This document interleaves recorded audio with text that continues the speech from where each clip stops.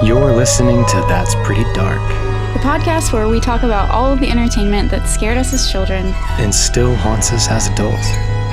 So grab your flashlight and join us as we take a frightfully nostalgic look over our shoulders. And under our beds. And in our closets. And together we'll realize, whoa, that's pretty dark. Pretty dark.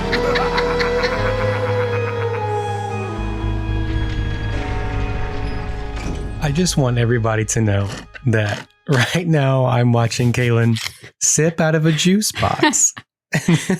Yeah, it's apple juice. Honest Kids. It's the cutest thing ever. Not sponsored. If you're anemic, apple juice, it turns out, has like a pretty good amount of iron in it. Does it really? Yeah. So I didn't know that. Yep, I'm here to help you hack your health. Please don't listen to me. I'm not a medical doctor. I just play one on TV. On this podcast. On That's Pretty Dark. Kaylin is That's Pretty Dark. She's our resident doctor. MD. Yeah, that's me.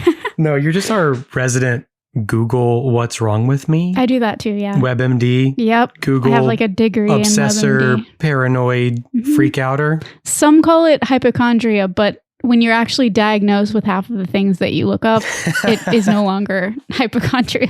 When it's actually true. Sad, but true. You know what else is not sad, but true? What else? Please tell me. Well, first of all, my name's Christian. Oh, my name's Kaylin. Yeah. Let's get past these formalities. Those things might be sad, but true. The important thing is this is episode 49, which means that around the corner is episode 50. 50. That's a pretty big deal. 50 episodes. That's a pretty big deal. It's such a big deal that we just wanted to celebrate early. Yeah. Didn't we? Yeah. And how we're doing that is we cooked up a little something special for you guys. Something so special. That we've been working on for a while. We've actually been teasing this for a little while. We've mentioned it before that we might get to do this with some of the creators of Courage the Cowardly Dog. And yeah, now it's a reality. We've finally made it happen. We are so pumped to be joined by two of the sources of all of our childhood darkness, David Steven Cohen, who was head writer, and Jody Gray, one of the two composers on Courage the Cowardly Dog. Yeah, buddy. Both those dudes. We spoke about them briefly, like in our Courage intro series, but I want to take this moment before we get started to remind everyone of their incredible careers. And thank God we did talk about them, because then they were like, hey, they might want to talk to us. Yeah, man, it all works out sometimes. Very rarely for me, but sometimes. And I'm very happy about it. So David's career spans many of our childhood favorites beginning in the 80s. He wrote for Alf, Pee-wee's Playhouse, Tiny Toon Adventures, Parker Lewis Can't Lose, Living Single, The Wubbulous World of Dr. Seuss, Phil the Future, Arthur, beginning in 2009, a new kids cartoon called Space Racers, and my favorite, beside myself about it a little bit, he wrote the screenplay for Balto. Balto, that's right. See, I keep forgetting that. And then when we were prepping for the interview, can't forget it. I looked him up and I was like, no shit. It's pretty amazing. Balto. Balto meant so much to me as a kid, and we will 100% be talking about that one absolutely. day. But today we're talking about Courage. And then, of course, Jody Gray. He's a very accomplished composer. He also composed for the Digimon series, Stella Luna, which is that little bat book.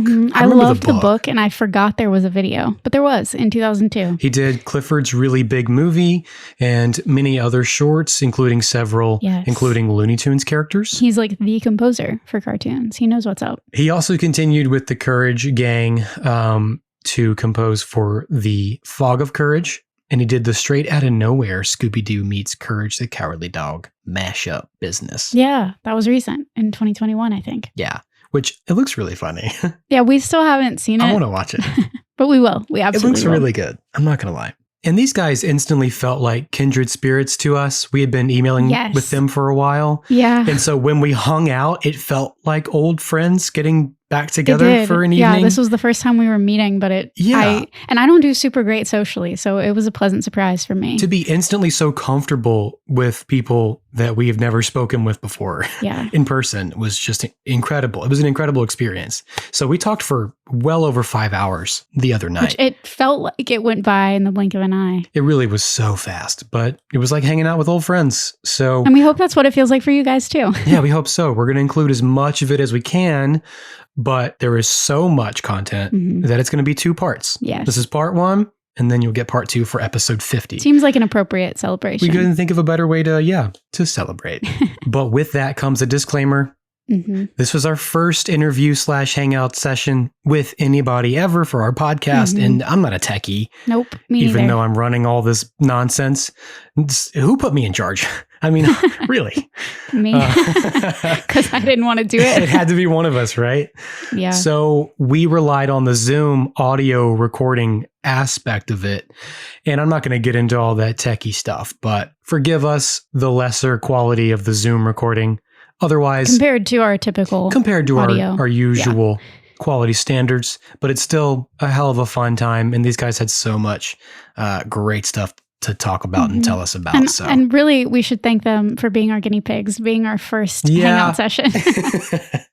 Thanks, guys. Hey, thanks, David. Thanks, Jody. Thanks so much. You guys were really, really good sports about everything. So anyway, without further ado. Yeah, let's get to it. We give you our first ever That's Pretty Dark Hangout episode. Boom. We have always intended to have guests on That's Pretty Dark, but you're our first. And we really can't imagine a better first interview to be having. We'd also always intended on contacting the two of you specifically. And then somehow through the magic and sorcery of the algorithm and hashtags, and I don't even know really, you guys actually ended up finding the show first, which was entirely shocking to us. And it took me several business days to recover from that. I was on day one of a film and Kaylin's like, we're getting emails from the guys who made Courage the Cowardly Dog. And I was like, what are you talking about? I can't focus on this right now. Genuinely shocked us to our core. Well, if it had been a Writers Guild covered show, we'd be off somewhere in our mansions and probably might not have noticed. Well, I'm not going to say that I'm glad for that, but I am glad that you found us somehow. I exactly. David found it, and then he looped me in. Yeah, we're so grateful, honestly, to you, David, because you kind of made this all happen. And obviously, we just so appreciate you guys agreeing to come and talk with us. Like you said, we weren't there and you were. So it's going to be so exciting to kind of get your perspectives on everything. It's very flattering to hear. And I've said it to you privately, but now I'll say it to your millions of listeners. You guys were really impressive. I mean, you presented a cogent, long, and I don't mean that in a bad way. I mean that in a good way. It ran the risk of being long and rambling because it was, was it 2 hours? That one episode? Like that, yeah. And you gave a very cogent and engaging overview of the history of. I know you did 2 hours prior about the prehistory, and then you did the history of Courage, and the research and the presentation were extraordinary. Well, thank you. Well, thank you. Kudos to your staff. All two of us. And we each have 2 cats who contribute. They are on quite staff, a good bit. We have 2 cats each too.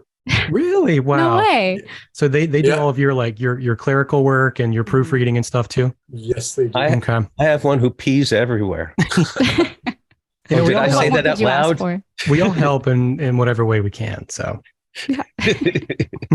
And so for our listeners, say your names so that they can recognize your voices, hopefully, going forward. I'm David of David Steven Cohen fame. And I am Jody Gray. Beautiful faces, beautiful voices, both of you. Mm-hmm. Honestly, the media that you guys have created, which to us personally are probably the most impactful within the show, the words and the music have shaped so much of the landscape of children's horror in general. So again, thank you so much for everything that you did back then and everything that you're doing now to kind of bring it to life and tell us about it a little bit. Tell us how you got involved, not only in the industry, but then Courage. What happened? You got a couple of hours? We do, actually. All the time in the world. Okay, I'll make this sound like it's cogent. The first thing, I was working for a number of years in a very young medium called cable television. That's how old I am. I was around Nickelodeon when it was with a nickel. Oh, sorry. Yeah, I mean, I worked on the second ever show on Nickelodeon. Wow. A long time ago. It was a teenage talk show for teenagers. Anyway, but jump to 5 years later. It's like, you know what it's like for the 5 years after college. Sure. You're just aimless. Right. You kind of know what you want, but what it is in grad school. And yes. Anyway, Right here. That's me. I was doing comedy with a friend of mine. I was writing comedy and doing some performance. I was a friend of mine from college, Roger Schulman. And I mean, we were just like, had a great time together, and we had our own shows in our head all the time. Roger interviewed Steve Martin for Connoisseur magazine, I believe, about Steve's art collection. Roger was a journalist. That was his day job.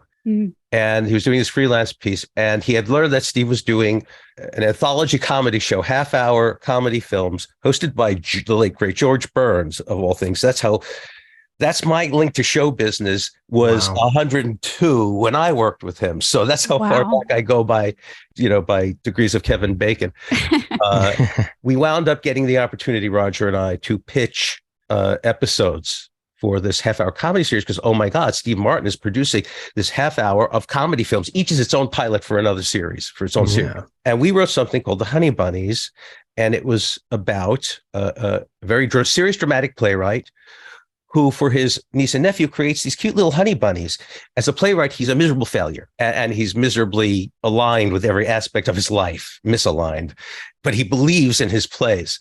His agent sells the honey bunnies, and they become a huge success, and he becomes Mr. Honey Bunny, and he becomes a gazillionaire, but he hates the fucking honey bunnies. And he creates a little bit of animation, and this is the first animation that I ever wrote, and Roger and I ever wrote. Nice. And Roger and I just worked recently together on an animated project. He was the head writer and pulled me in. So That's so cool. So we both, so we write the story about this guy who wants to get rid of his honey bunnies, and he does by creating a little piece of animation for what we think is the Honey Bunnies Easter movie. And the honey bunnies are crossing the track of the Caroline Express, and their little feet get stuck in the tar, which was warmed by the sun to a sticky goo. And here comes the 909 barreling down the track, and we knew we could write animation when we cut back and forth from the reflections in the eye of the bunny conductor and the reflections in the eyes of the honey bunnies, of the train getting bigger and the honey bunnies getting bigger, and then black. And then he's presenting it on a live TV show. Oh my God. And cut to the host played by Casey Kasem. And he says, so how'd they get out of it? They live, right? And Howard Hesseman, as Mr. Honeybunny, says, no, they're dead. They're dead. Now, the one note we got from Steve Martin was, we had Mr. Honeybunny successfully kill the honey bunnies. Steve said, and I remember it like yesterday, you can never kill your honey bunnies. And at that moment, we realized we wrote the Steve Martin story and we didn't even realize it. Oh, wow. Whoa. Here he is. I've seen his plays, his serious dramatic plays. Yeah. And Roger's interviewing him about his art collection. That's how we met him. Steve liked Roger, and so we got that opportunity. So cool. And so always be ready for an opportunity. But we changed the ending to cut to Mr. Honeybunny. He's like, he thinks they're dead, and he's standing in front of like Mr. Honeybunny's on Broadway, and he's trying to get backing for it, and he's reading. We think he's reading from a play, from one of his deadly plays, but in fact, he's just reading from his Honey Bunny script, trying to get backing for Honey Bunnies on Broadway. and nice. Cut to a few decades later, and here my former partner Roger and I he lives in Connecticut now. He lived in LA for a long time, and we're both sitting in our homes writing a lot of animation. Yeah. And we didn't know that we couldn't kill our honey bunnies either. So there you go. Wow. And moral of the story. And Courage the Cowardly Dog came to me simply because before Courage, I was the executive producer of The Wubulous World of Dr. Seuss first season on Nickelodeon. Yeah. And I worked with Alan Newworth, among many others, but Alan was a freelance writer who was working with his partner, Gary Cooper, at the time. And Alan and I got somewhat friendly. And Alan's sister Risa was working on Courage. Jody knew her before I did, because he was already working on Courage. And I got recommended in, again, without any agent, just through professional and personal relations. And John and I had a very interesting conversation, and I guess we hit it off creatively. And I felt like, given that so much of Courage existed before I got there, and that there was the Oscar-nominated short that really was the pilot for the series, and they already had a couple of episodes in the works. Okay. I don't think they got into production yet. I think they were at the script or story level, but they were, in the works. So I felt like I was marrying someone with a child who had just given birth recently and helping to raise the child. Yeah. Sure. Wow. Yeah, I get that. I feel very much very parental towards Courage. That's how that I got was one of our. That makes sense that you feel parental about Courage. There was kind of a nexus of this, and the nexus is actually the woman that he's talking about, Risa Newworth, and her brother Alan. Risa worked for John Dilworth in a different iteration of Stretch Films, where he was, he did stuff like Dirty Birdie and a bunch of other stuff that like Risa was involved in.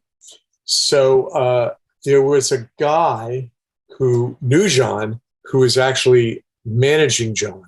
John was looking for somebody to score one of his earlier cartoons, really quite between Courage and the real Courage, between the Courage Academy Award winning of, nominated film. So she said, oh, this guy is really great, but it didn't come directly through me. It came through Andy Ezra. Wow. Andy called me. I mean, I'd been doing a lot of indie films and a lot of different stuff. I was also a songwriter. I'd done a lot of like death metal and alternative metal and all kinds of stuff. Like, this is like late 80s stuff, Yeah, sure. And Andy called me up and said, I don't really know how to do this, which of course he immediately understood how to do it. But in the beginning, it was like we became partners and we created this score for this show, Noodles and Ned, which was John's show that ended up on Cartoon Network. Long story short, John came in, we did it, and it was an insane experience because every time we came up with a cue, John wanted it to be like way over the top and wackier. He was constantly pushing us to do something outside the box. So like, for instance, there's a flying sequence in the show where Ned, the human character, as opposed to Noodles, who's a cat, dreamed of flying. And so we wrote this kind of faux John Williams, kind of thing, like heroic. And John said, no, change all those sounds. So instead of a horn, I put, it was just like I put all these wacky, insane synth stuff in, because I was also the programmer at the time. And so the whole thing took on another whole texture.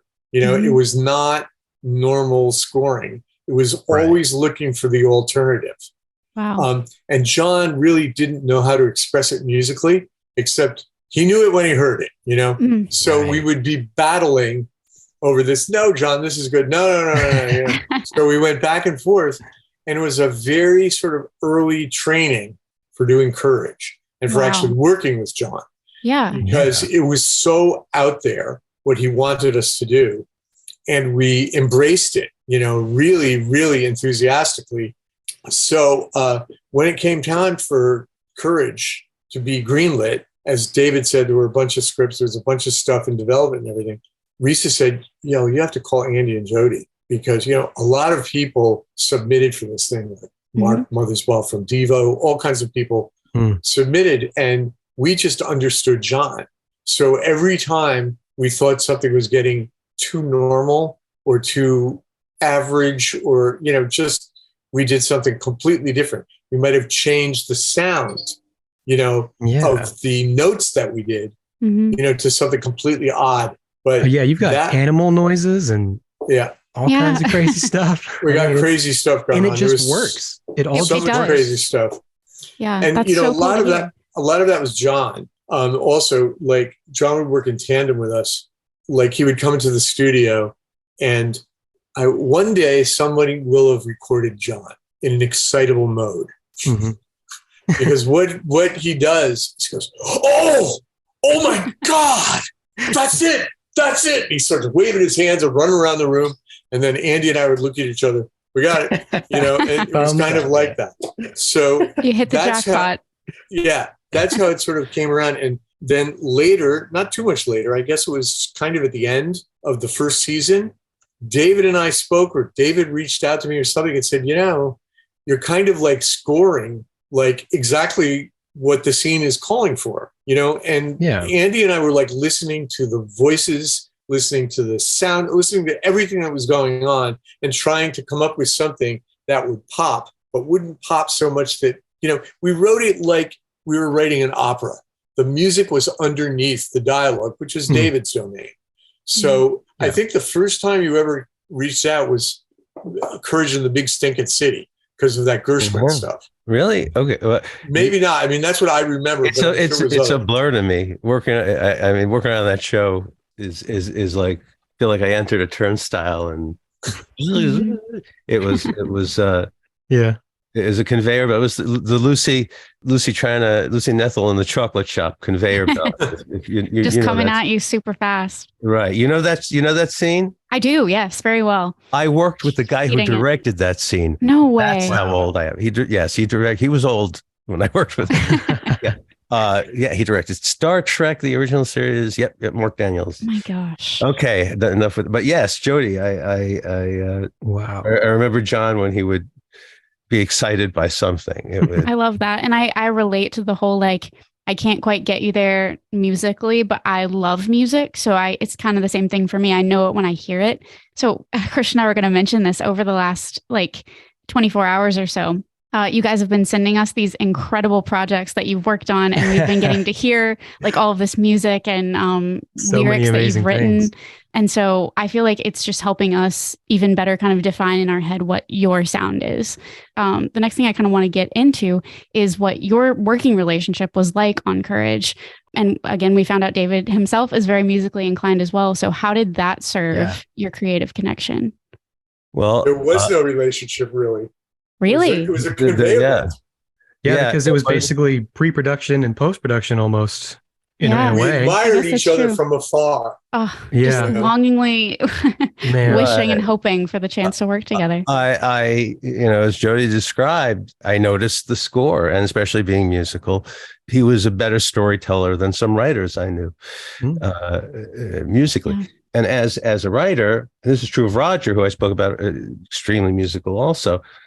Some of my favorite writers are musical, including Steve Martin. And it really influences your writing, and I hear and see the rhythm of dialogue. It's just a story has an arc, right? A story is musical, but it's the whole symphony, and you have to and the dialogue are the notes.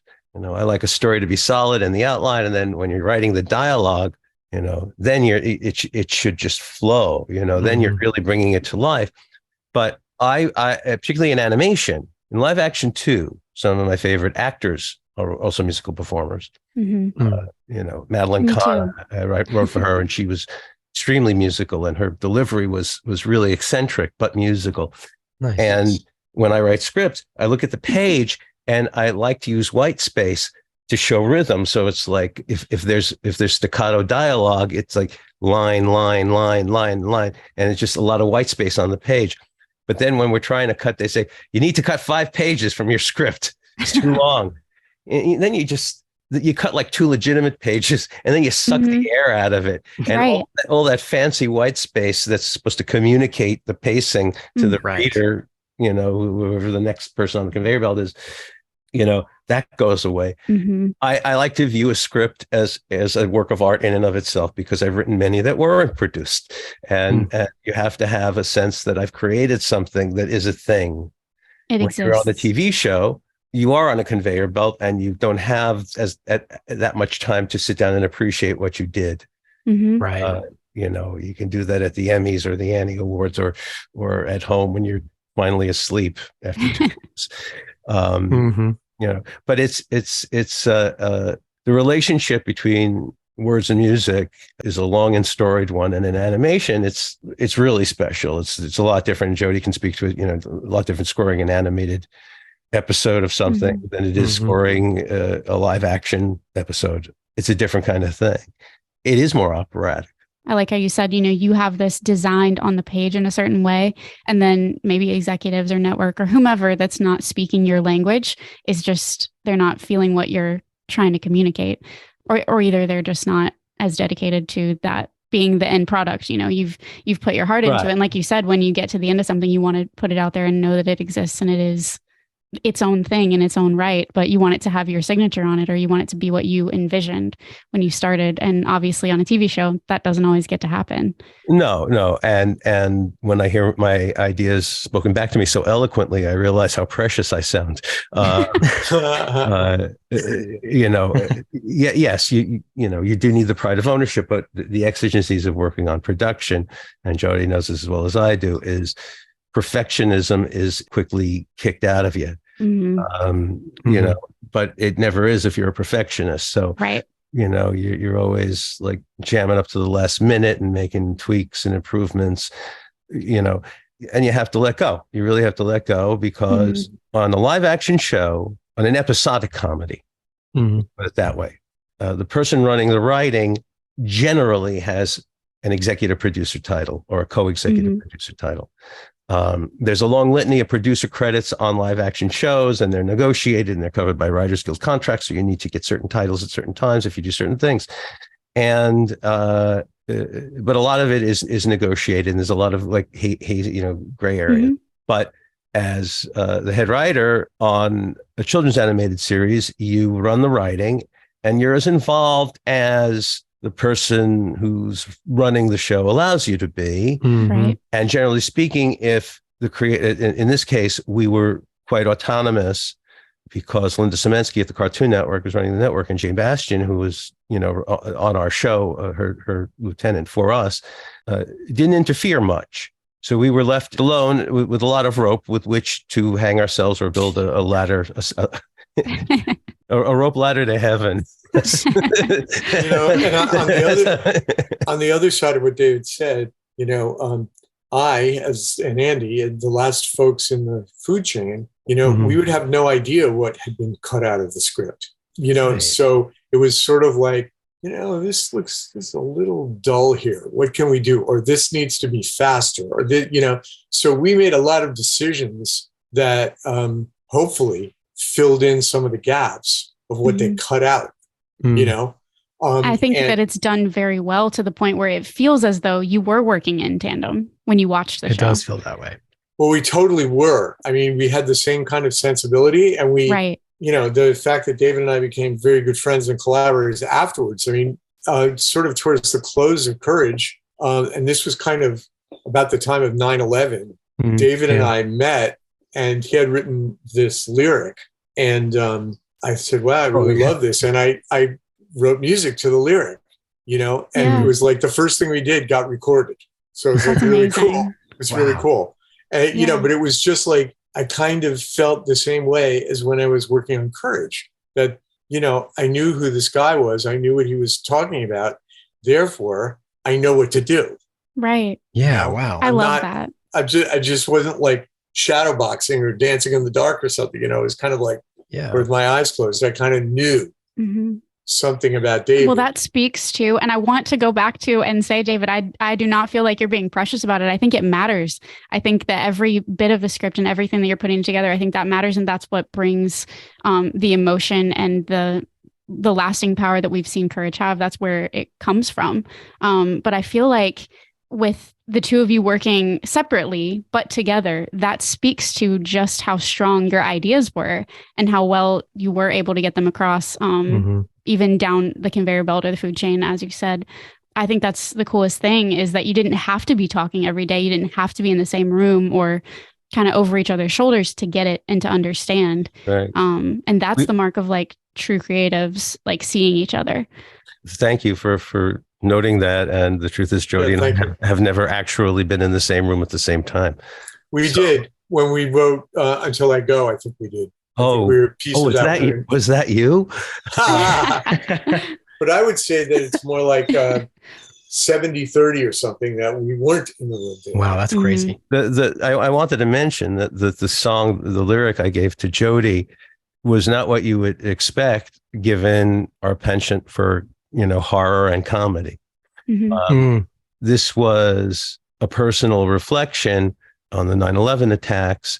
I live in Brooklyn Heights, and my then 11 or 12-year-old son maybe 10, I don't know, saw the first plane hit from his classroom window. Oh my God. And our building, he was looking at our building in front and then the towers beyond.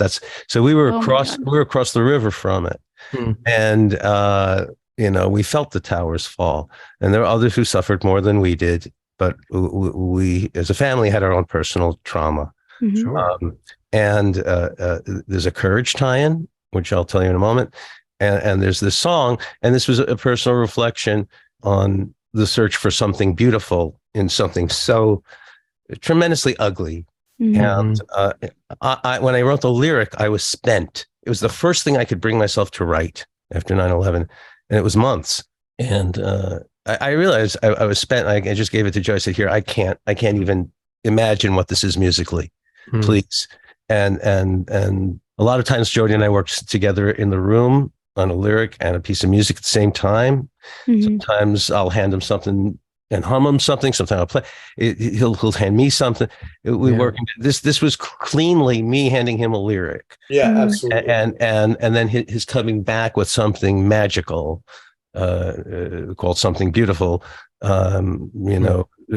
Truly capturing my lyric in a way that I couldn't. Usually, when Jody writes, when I'm writing something and it is for a purpose, for a professional purpose, Jody and I are already in tune. When we're we sort of know what the drill is.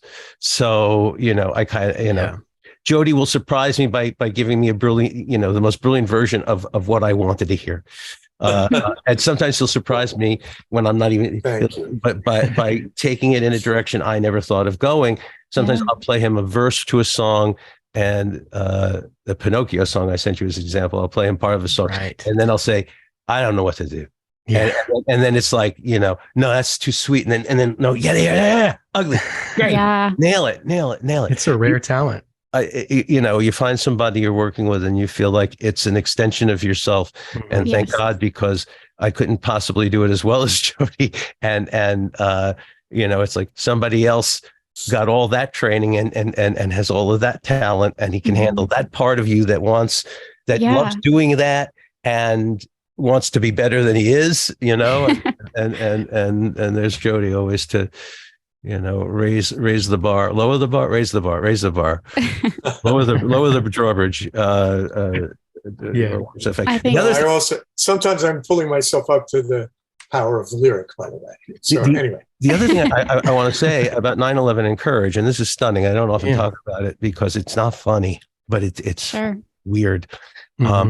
I could not bring myself to watch television either after the attacks. And I was in my office and I said, all right, I'm going to turn on the TV. And usually I would just leave the news on. Like the news it was the only thing I would have on. It was a horrible experience. And I said, let me see what's on. And I turned on Cartoon Network, and it was an episode of Courage. And I thought, wow, okay, this will center me. And it was something I had written, and I remember writing it. And it was the episode where Eustace turns into a giant a kangaroo monster. And is it Day of the Serpent? I don't know, Jody, remind me. No, I'm trying to remember what it's called. Transformed something. Anyway. And there's the skyline, and he's like Godzilla, and he's walking, and he's rampaging through the city, and there's another thing going on. And the newscaster, probably Paul Scheffler, who you correctly pointed out did amazing voices on the show. His line was, and I remember the moment I wrote it. I remember remembering having written it, was Eustace as the monster, like knocks over a skyscraper. And then he says, the newscaster says, well, that's one skyscraper ain't going to be scraping no skies no more. And yes, my blood ran as cold as yours might be running. Oh my God. It's not worthy of a laugh, certainly. No. It's unreal. But it was unreal. It was surreal. That's wild. Sometimes you just feel and you notice when your life is kind of looping back on itself, or you're seeing a message. And it was the weirdest message on one of the most unsettling. It's like a synchronicity that we keep finding in life, is that these synchronicities happen. and it connects things that shouldn't be connected. And you have to wonder what that is, what that means. It's so similar to what you said to me last night, Christian. We were talking about your music, David, and Christian described it last night as, what did you say? Threading? Sewing needle through the fabric of time. The damn fabric of time. The damn fabric of time. Yeah, because we were talking about the music. That says and, it. Yeah. It just, it reminds us of other things. Yeah. Going back to this idea of like courage touching on those deeper parts of our psychology, it seems, and correct us please if we're wrong, but it seems from the research that we did that John Dilworth did have that intent to go deeper psychologically from pretty early on in the nebulous conception of the show, not to shy away from hitting those like hard-hitting topics. It seems like it was kind of baked in. I was just curious about whether you guys had conversations about this with John starting out, or like, were you on board with this? How did you feel about that element of the show? And how much darkness did you bring to the story writing as well, on top of that? My perspective and much of my career, for better or worse, has been spent being brought in to shepherd the writing of something. And by the writing, I mean the storytelling as well as the execution of the writing, the script, the final product of the writer. That was my job on Strangers with Candy. For a bunch of projects that never saw the light of a screen of any kind, sometimes the network would bring me in to run the writing, and it's like I'd have to win the trust of the cast and of the other writers and of the producers. And boy, it's uncomfortable to be in that position. But when I show up to any of these jobs, it's my duty to tune into that frequency. Jody has to do this as well as a composer. Sure, he could speak to that. I have to give myself to what the show is. Often, if you're entering something already in process, and we had this experience with a writer on Courage, but is often the case, somebody's going to come in and try to reinvent the show and make it better than it is. And sometimes that person is, hired to run the show in the second season or the third season, and they clean house. I feel like it's my job to come in and as quietly as possible tune into the frequencies that are already there, and then see what of myself can help the show.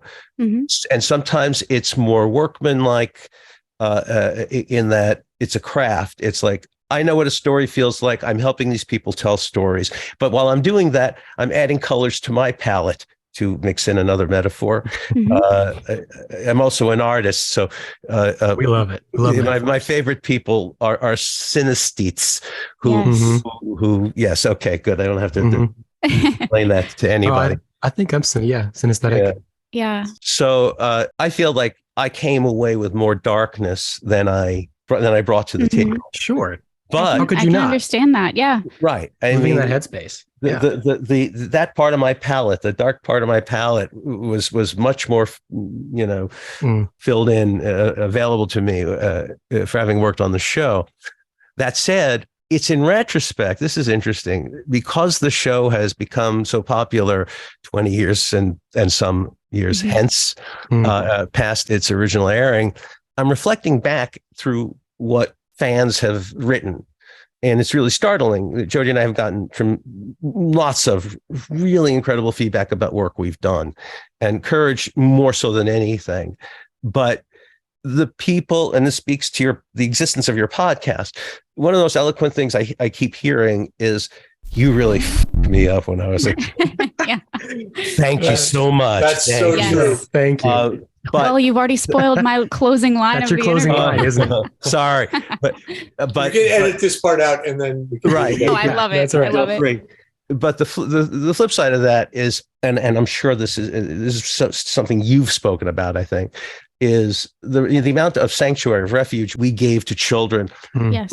whose lives were filled with monsters, real human monsters, Actual monsters. Yeah. Actually, kids who had childhoods far worse than mine, and Courage helped them realize that if a scared pink little dog can handle this, so can I. And there are monsters everywhere, and sometimes you can laugh at it, and sometimes you really have to be able to handle it Mm-hmm. And you have to be able to tell somebody, and you know what it feels like to try to tell somebody something and they don't understand what you're saying. Yeah. And because everybody, the best intentioned person on the show is Muriel, and she doesn't understand anything. Half the time she's asleep. Right.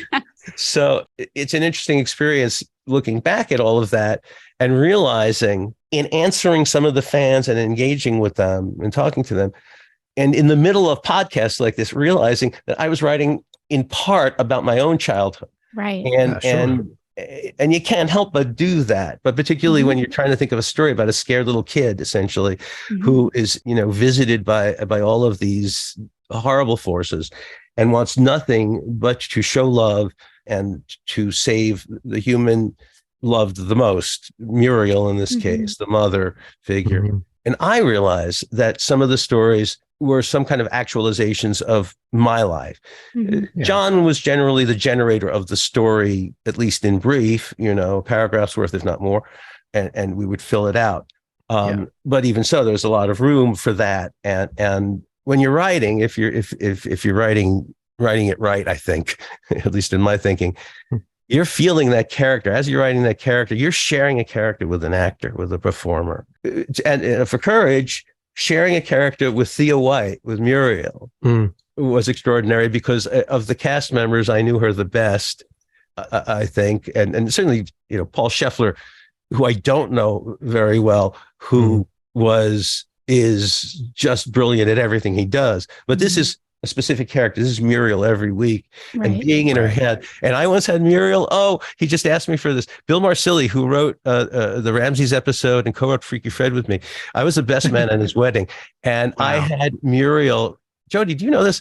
I had Muriel, Thea, record a special for my friend Bill's bachelor party. Yeah, you did tell me that. Yeah. It was a special kind of racy message to Bill from Muriel.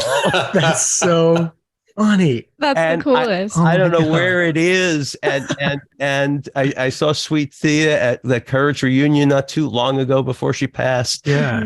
And she was just a delicious human being in every way. That's amazing. And not to get off topic too much, but to kind of follow that, you mentioned voice actors being part of other musical elements. There are oftentimes a lot of vocalizations in the music.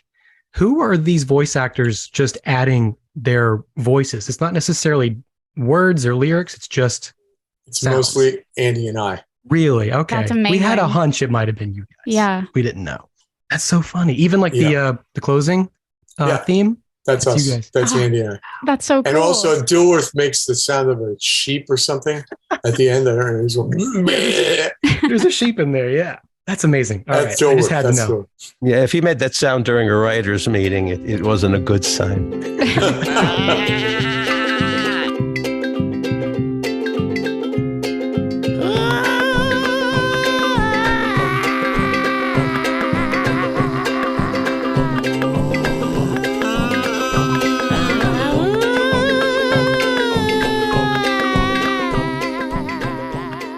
But going back to something that you had mentioned earlier, you spoke about your connection with Linda at Cartoon Network and how she was kind of hands off. And one of our questions was just wondering on behalf of ourselves and our listeners, was Cartoon Network really as hands off as our research made it seem? Or were there ever any moments that you can recall where you felt like you were pushing the envelope or where you got pushback from Cartoon Network working on Courage? First of all, Linda was a gigantic advocate of John's. Okay. Gigantic. Yeah.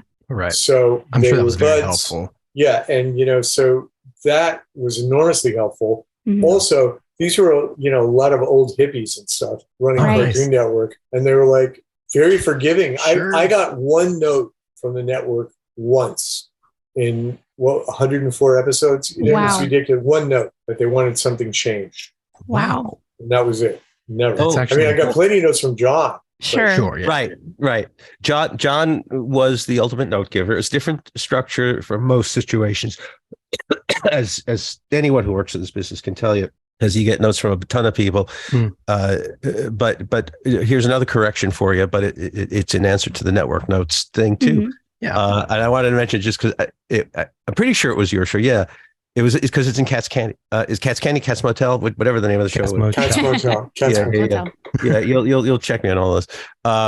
The room number was supposed to be 666 because, why work harder than that? Sure. Right. What are you going to come up with? It's built in. It's there for you. Right. So one of the only notes we ever got from the network was, can it not be 666 because there actually are right-wing groups, and sure. This was a different time.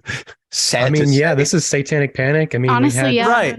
And it's not that different than it is now. Well, yeah. It's just more above board now. Right. Now it's just, and I won't feel fear for my life for having run afoul of them. But the one was, can you make it a different number? And I said, yeah, sure. Because what am I going to say? No to the only thing they ever asked. Sure. And they're so sweet about it because, it was like they were apologetic about notes, because they really wanted you to know. Amazing. And, it would generally come from Jay as opposed to directly from Linda. Mm-hmm. And I don't remember, this could have been an email. And for lack of anything better, it was like, that note. And 6.5. Yeah. And that's what it said on the door. Yeah. It works because that becomes an element of humor. It goes from it's something. So funny. I agree. I laughed the first time I saw it. Yeah, it's incredible. It was, and for me, it was like, and I'm not saying, I can write a joke in my sleep. For me, it was just like, I didn't even know it was funny. I was solving a problem and it wasn't going to be not funny. Yeah. The next obvious step, like how far can I take it? I don't want to take it that far. So we'll just go half. Right. It's amazing. So that's incredible, though. It's 0.5 worse than 666. Of all the things they could have told you to change or take out for it to be so minimal. Somebody had to push back on it. Somebody had to push back on it. It was from standards and practices. Yeah. It wasn't even from, from Linda and from the network themselves. So it feels like they were fostering the creative environment, I guess, that John was kind of also trying to create at Stretch. Absolutely. They wanted that to stay alive, which is so cool to hear. That's cool. And, looking at it from our eyes, being, the kids that you made it for, essentially, as we were watching it, it felt like, wow, they really probably had to jump through hoops and go through all these different levels of hell to get this on air. And it's cool that they believed in it. It was another time also, right? It was very fresh. The thing that I recall most was, short of John, occasionally going off the rails and saying, no, we needed to, really pushing in a different way, in a really good way for something to be really crazy. Yeah. I don't remember being on any other television series, film, anything that was so non-judgmental about what we were doing. We're embracing it. Yeah.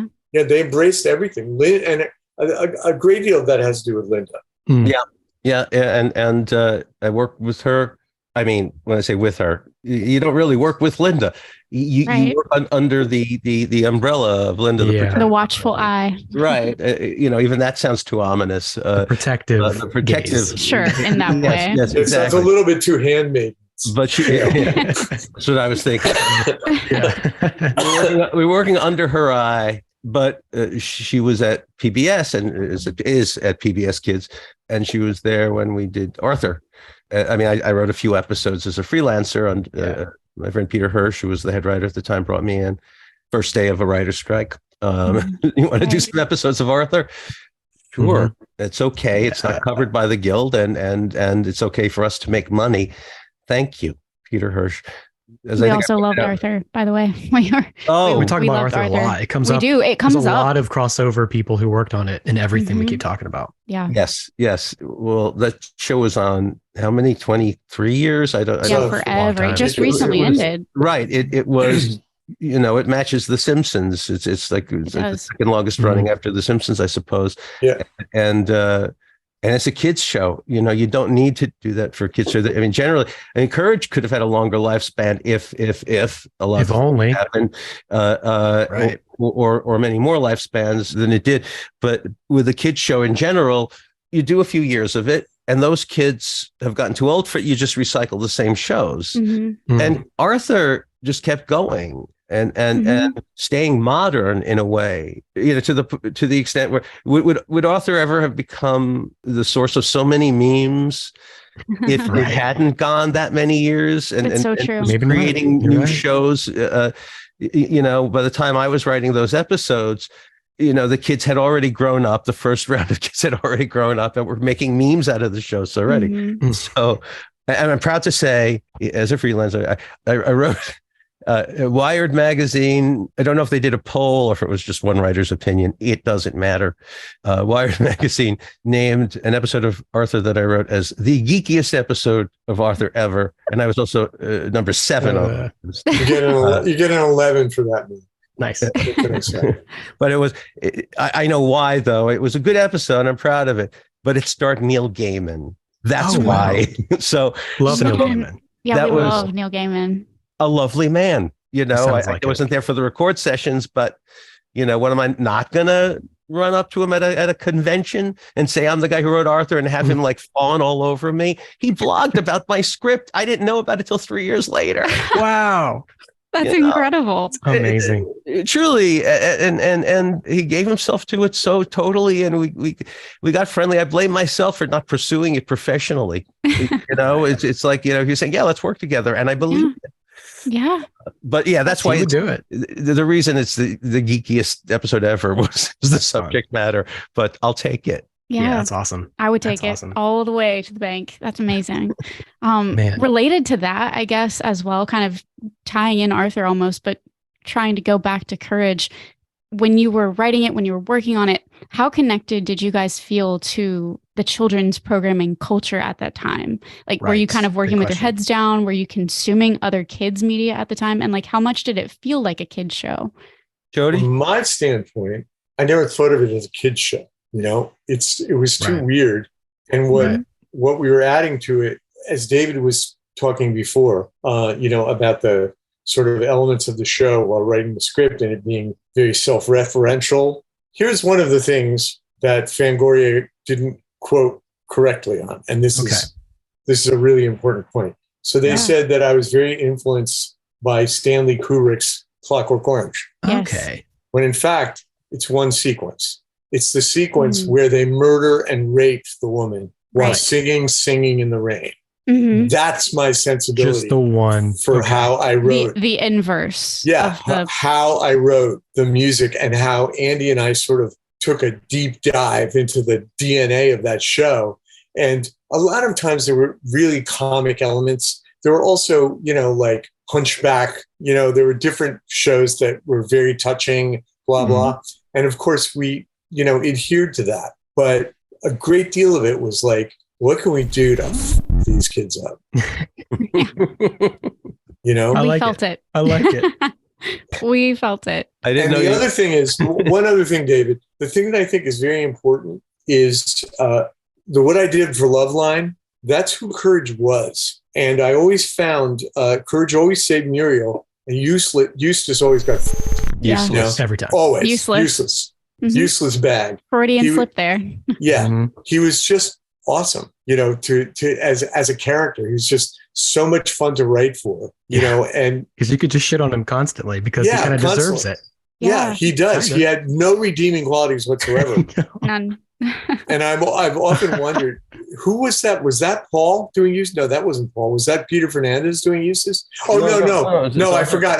Then it became Lionel Arthur. Wilson and Arthur. Anderson. Lionel Wilson and Arthur. Mhm. Yeah, well, I loved Lionel Wilson. He had such insight into that character. He was pretty old too. He died during the course of the show. Yeah, he died during the Courage. That's why he was Okay. replaced. Right. Okay. But Wow.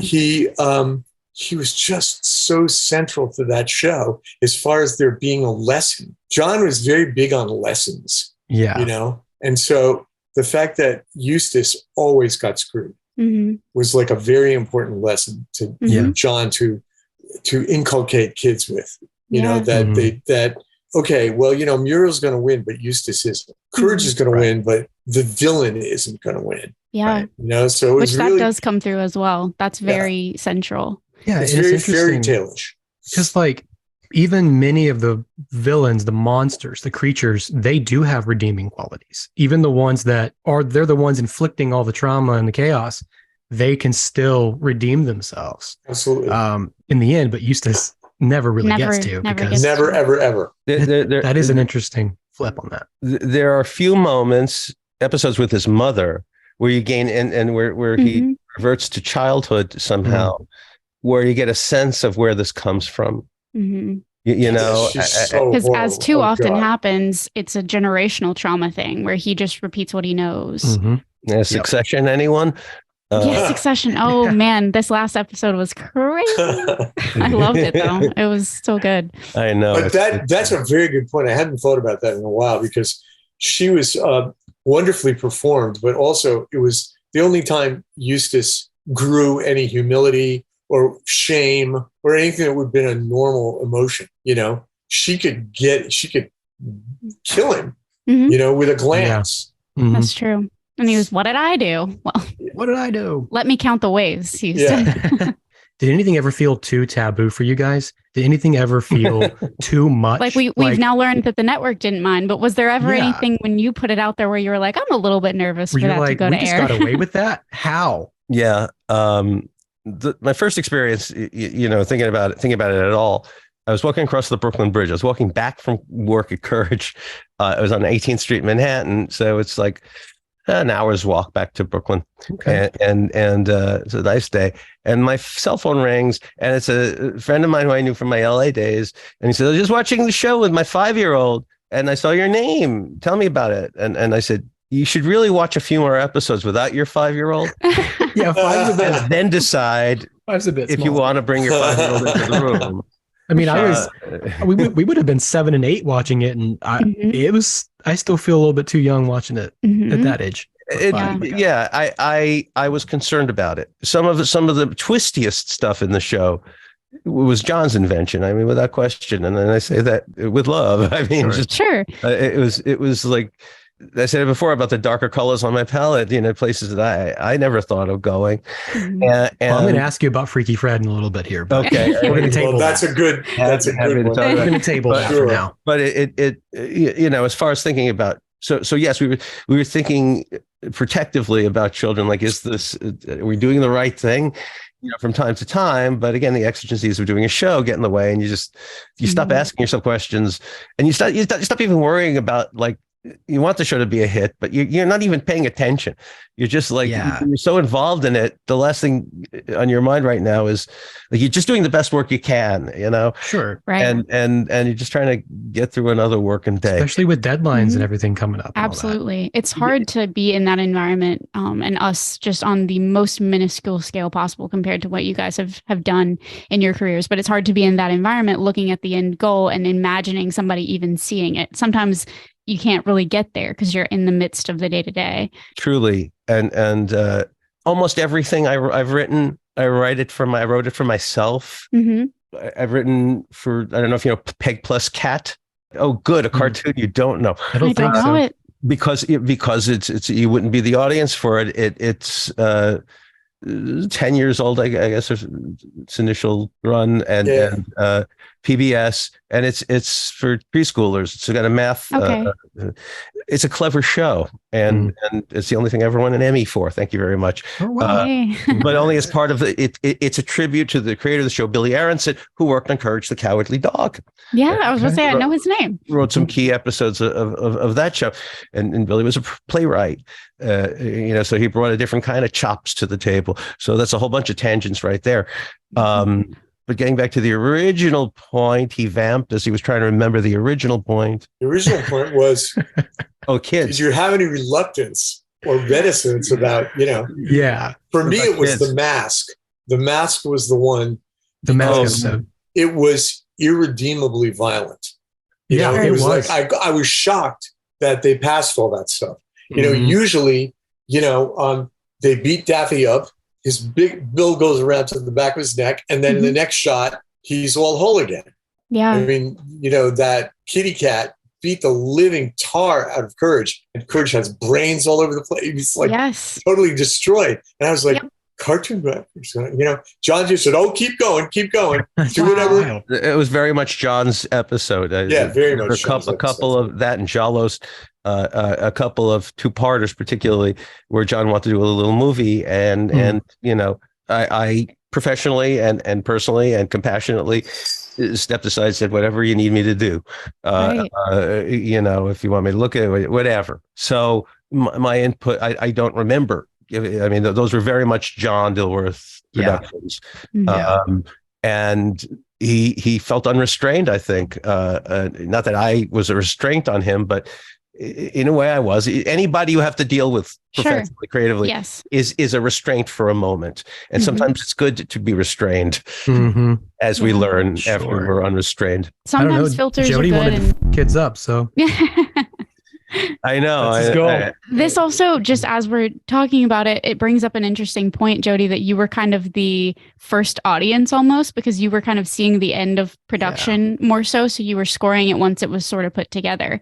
So you were kind of the one to be shocked by those things. Yeah, they were in full color. It was finished. You know, this wasn't like an animatic. Right. You know, this was like the full Megillah. And so it was wonderful to see it, because I would start to score something, or Andy would start to score something together, and it would be essentially an animatic. It would be black and white. It would be line drawn. It would, so then finally when we got the last, final cut, it was like, oh my God, it's gorgeous. Because color was really a very big, important part of Courage. It's gorgeous. It's really gorgeous. It really is. It just looks so good. It still holds up today. I would say it still looks good. God, I'm so impressed by it, watching it recently. It was beautiful. And that was, aside from design, which of course is vital, the color was musical. It was. It's a great way to say it.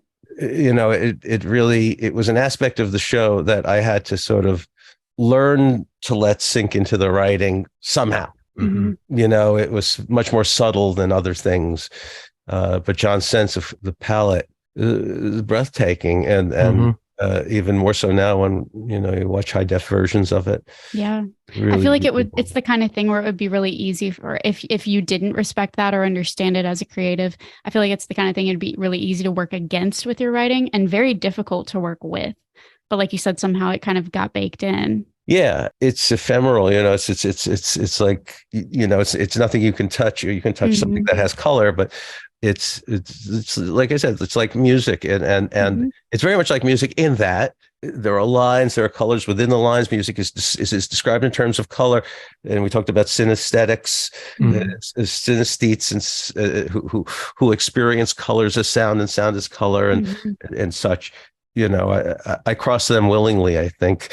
At most times, but it really is the people who, you don't have to necessarily be an artist. You just have to have an appreciation for it, an understanding of it, and that's one of the reasons that I think it gets in the way of better cartoons when writers are restricted to the beginning of the conveyor belt. In live action TV, you're following it all the way through, and you're climbing a ladder to be a showrunner, or at least, somebody, the right hand of a showrunner.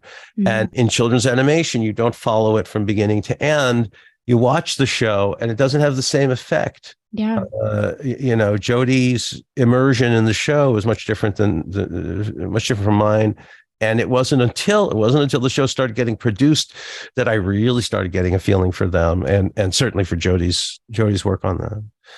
So it's interesting when you pull apart, and this is one of the things that you guys, I think, do well, and to be applauded for simply for being aware of this.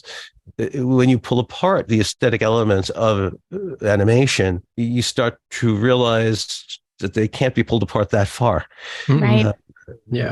They collapse onto each other again. You all have to anticipate what the other person's going to do with what you do.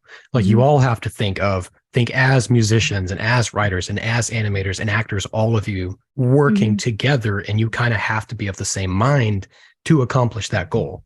And it's interesting, like every time you were saying, David, how you don't get to follow it in children's animation as much as a writer might, or a head writer especially might, in live action TV or film. But it's interesting because I feel like both of you are the bookends. So it began with you and ended with Jody, and that's what kept the show together. Like that's what held it together, literally.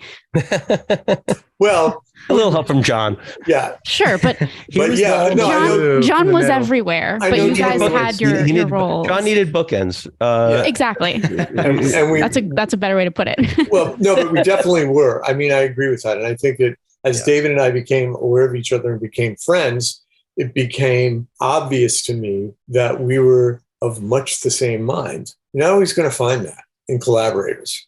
Sometimes you find collaborators who really get what you do and stuff. And sometimes, there's a couple of shows that I've worked on whose names I will not mention, but who really just didn't get what I did.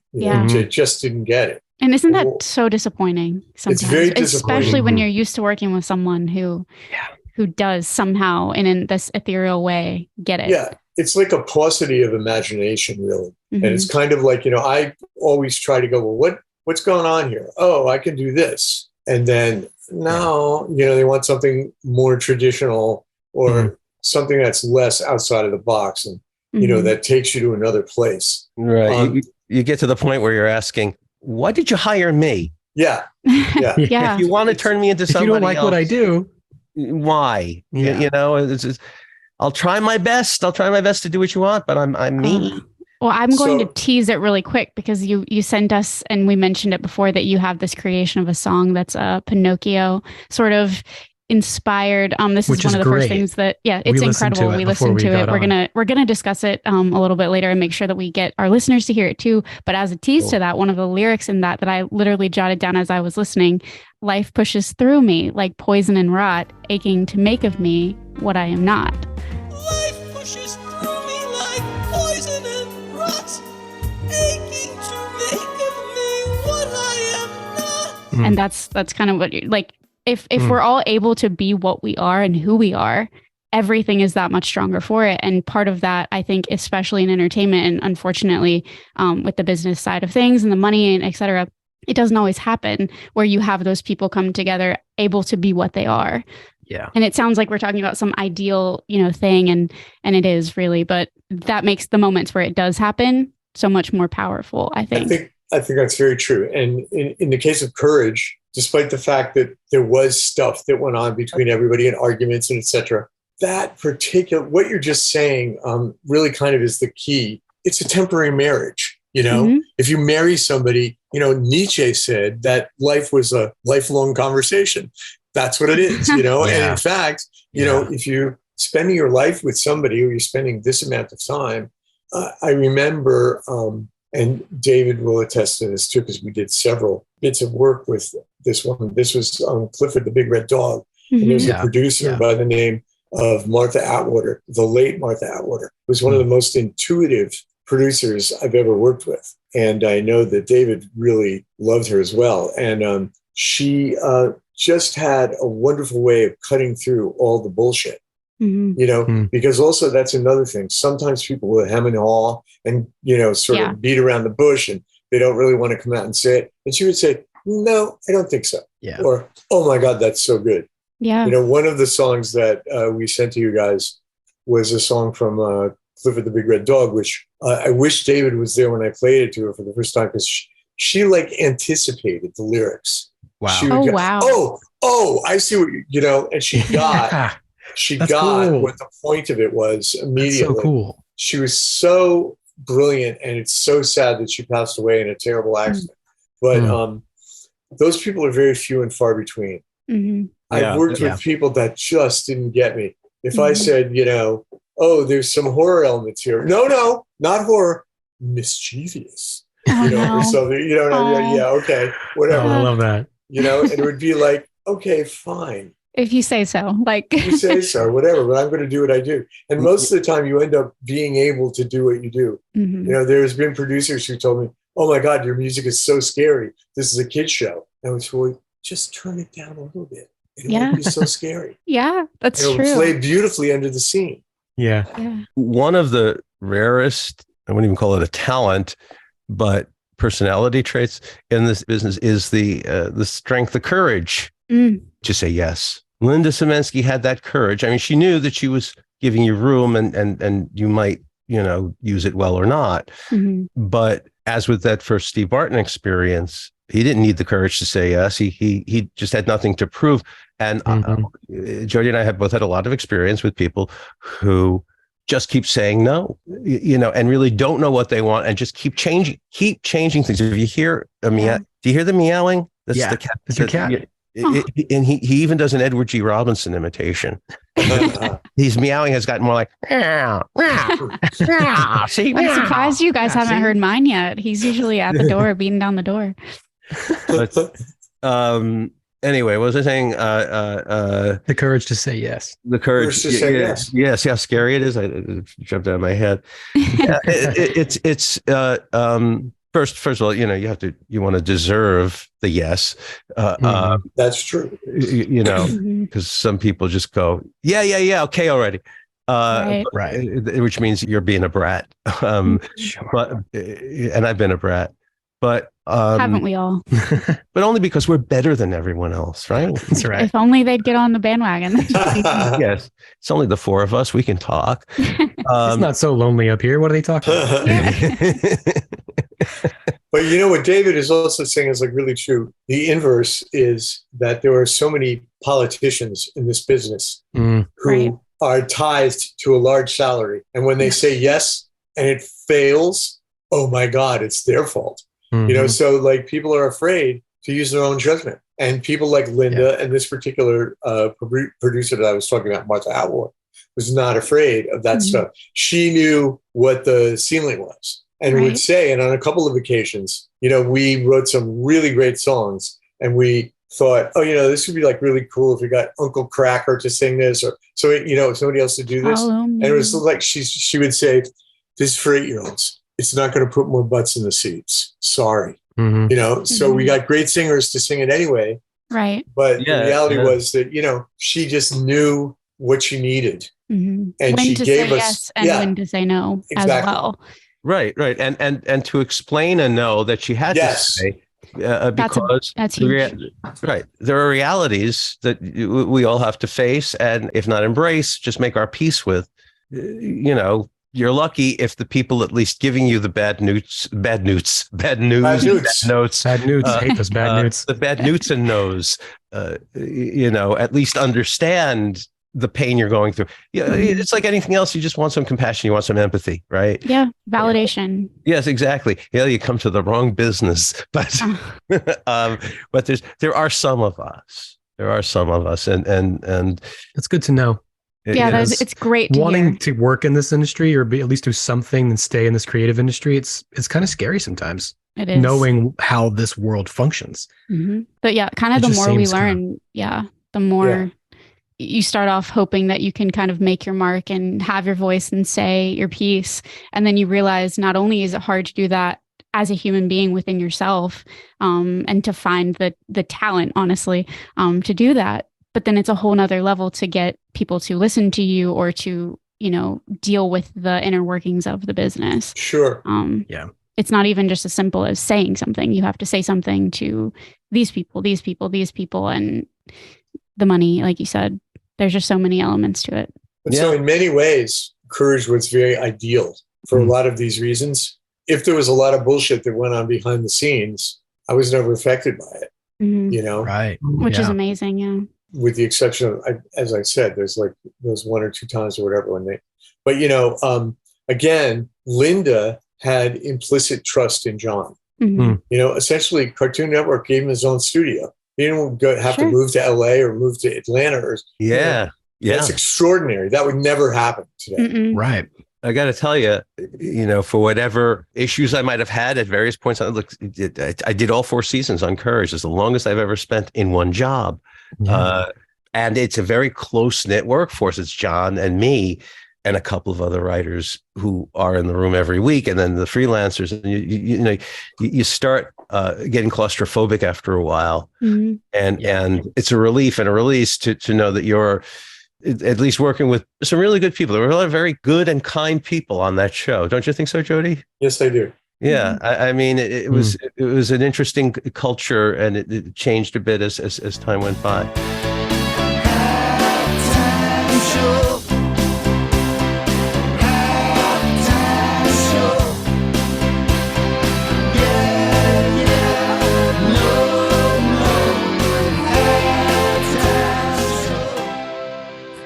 Technology doesn't lie. So. Technology is scary. Yeah, 50%. Technology doesn't lie. It does lie, I guess, but in terms of like, we would be hearing Yeah, with these feedback. That's a the new logical chat, thing to I know. assume. Yeah. Or whatever it's called. It helps us to lie, for sure. By the way, Mark Risley was our director on Space Racers. He had AI write a Space Racer script. It was horrible. I bet it was. I didn't It's even not know the that. same. It Like, was horrible. He just do it maybe we recently? should Yeah, it was like With all whatever, that chat. chat GPT. Chat bot, whatever the f is. Yeah, That It stuff was so freaks me bad. out. scares me to death. Yeah, but the reality is that they're going to do it until suddenly, It's good. Mm-hmm. I think in the future, you might be able to input a first draft of something, right? and then And AI they'll might be kinda able to clean it up. Clean it up a bit. put together your themes and everything that you hadn't really fleshed out yet. It might be able to do that, but I don't think it's going to be writing any books or screenplays. Well, I've heard some music programs that you plug in a bunch of Mozart stuff and it comes out with an original Mozart piece That's just crazy. that sounds like the lost Mozart piece that it was supposed to be. Terrible. Yeah. We're all going to be out of work. Oh, everybody. And I mean, that's the big conversation right now, right? With like AI and art, It's is doing that all the it's graphic design absorbing work. art from the internet and then Yep. spitting it back out in Yep. its own way. And how, Sounds like, a where are the Courage ethics? episode. Yeah. It is like the computer Mhm. kind of being able to help him with his not so helpful with his every need, but kind of helpful. A terrible prick. The computer was Man. a really nasty prick. And I will say, looking back on the show, as we come up upon those episodes where the computer's featured, that's what my child mind remembers, is the computer being like, you're never going to get out of this anyway. Like the dry, that's when I felt the most hopeless, I think, was when I think there was always the idea that, oh, he can go to the computer and get some help. He can get some sort of resource, that he doesn't have access to. Yeah. And most of the time, even though there were occasions, I guess, where the computer was helpful, 9 times out of 10, the computer was like, tough luck, Courage. Well, So when the computer did offer helpful advice, it was often grotesque, as in the clutching foot. I was just going to mention that one. Yeah. Yeah. Saliva. Dog saliva is, and I'm happy to tell you that, you twit. Mhm. If that kind of information was available, go and good luck. Just in case we came back from the break and didn't fill in the listeners, over the break we were discussing AI and all of the technology in general, just as we're having our first ever interview on That's Pretty Dark, talking about technology in general, but the wonders and the horrors of AI and what that's going to mean for artists and creatives. And it does sound very spooky as we get into it. But speaking of spooky things and the themes of courage, we do want to dive in. Yeah, we want to dive in a little bit into and this might be up Jody's alley a little more, but definitely chime in if not. We feel like there are so many unique cues and themes and leitmotifs, like Christian mentioned in one of our Courage episodes throughout the show, that seem very specific to the character or the episode. Personally, I absolutely love Cat's theme music. And that is Freaky something Fred, his little Fred. jingle in the background. You guys made something with these jingles, almost these themes that were very, very sticky to reference some of your other works. They stuck with us. Very sticky. So we would love to hear a little bit about your creative process when you were composing these themes for the villains. And we also, Christian mentioned in here, Courage's anxiety theme. The anxiety themes that you sent over. Yes. I didn't know what those were called till you sent that. I was like, it's called anxiety. Anxiety. Yeah, it's perfect. So basically, David kind of gave us a roadmap. The second roadmap was the sound of the voices, literally the timbre of the voices.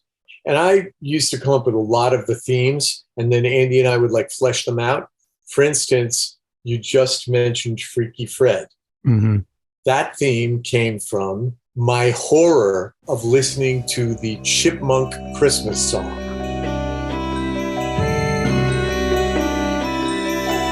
I knew it was that. I knew it was that song because it reminded me so much of something I couldn't figure out. It's kind of a minor version of that, and it's kind of repeated. Da da da da da da. Uh-huh. Yes. We went. I knew it. Oh my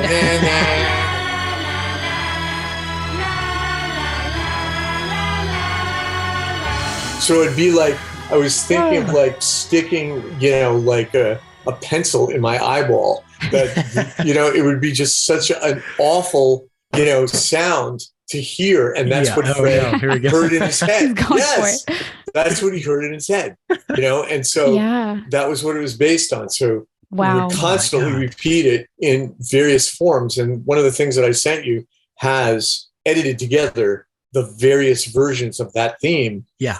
Which become like, there's a Western saloon thing where the guy comes in with a big long beard, he gets, and then there's all kinds of little things that Courage did, but in reacting to Fred. But I also based it upon, there's a movie called Laura. If you guys know this, it's an Otto Preminger noir movie. Yeah, the old noir. I just watched that in the past couple of years. Yeah. Okay, so David Raxon wrote one theme for that entire movie and just did different arrangements from scene to scene.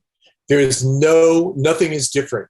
That melody is exactly the same in everything, in every scene. Yeah, it's really cool. So in order to give you that quality of like, a pencil being stuck in your eyeballs, we wanted to have this theme that was very, very dark and wacky and left of center, that sort of lived in the same world as the Chipmunk song, but was far removed from it.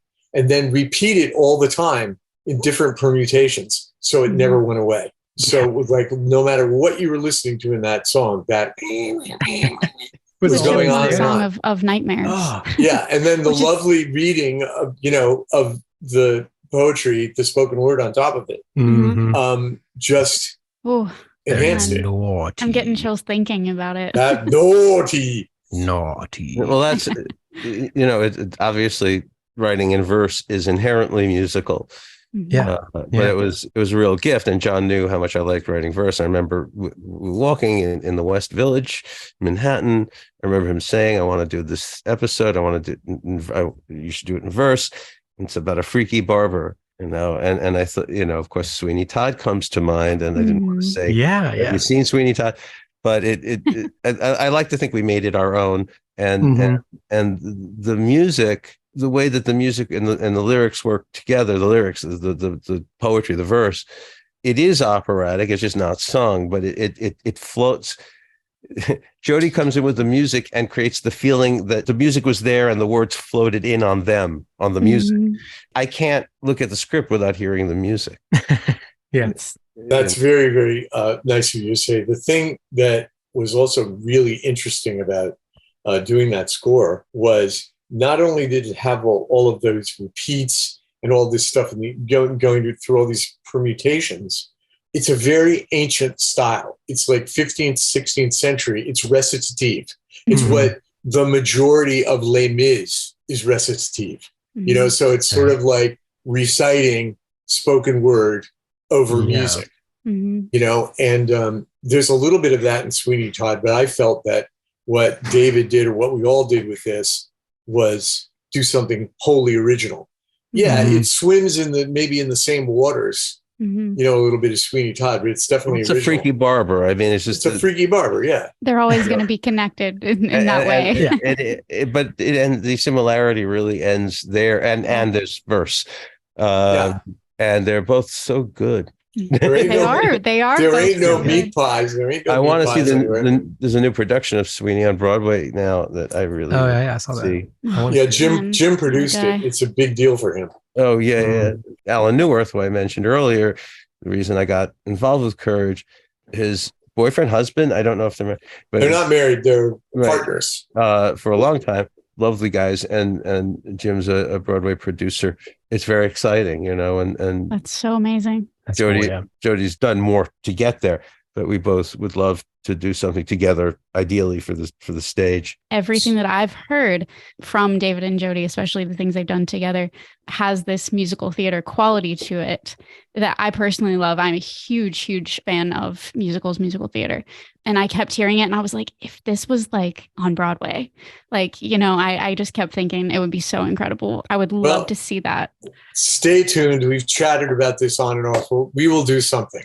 The Pinocchio thing was going Hey. to be quite honest, the Pinocchio thing was going to end up being something a little bit more theatrical. Unfortunately, there were 97,000 Pinocchios, including Del Toro's that won. That just came so, out. Yeah. So, Right. and then there's another one with who's he, what's he been, the Italian guy. So whatever, but we're going to do something with this piece. But so my question was, you asked me about another piece and I went off on a tangent. There was Freaky Fred. Freaky We Fred, talked about cats. the Cats theme, Well, and then honestly, the if there are anxiety theme. any villains that, Yeah, because really. clearly you had a very specific inspiration for Freaky Fred. So, are there any other inspiration things like that you can remember that were very specific? Pretty much, we looked at everything. Again, listening to the voice, listening to the words, looking at the picture. Who is this character?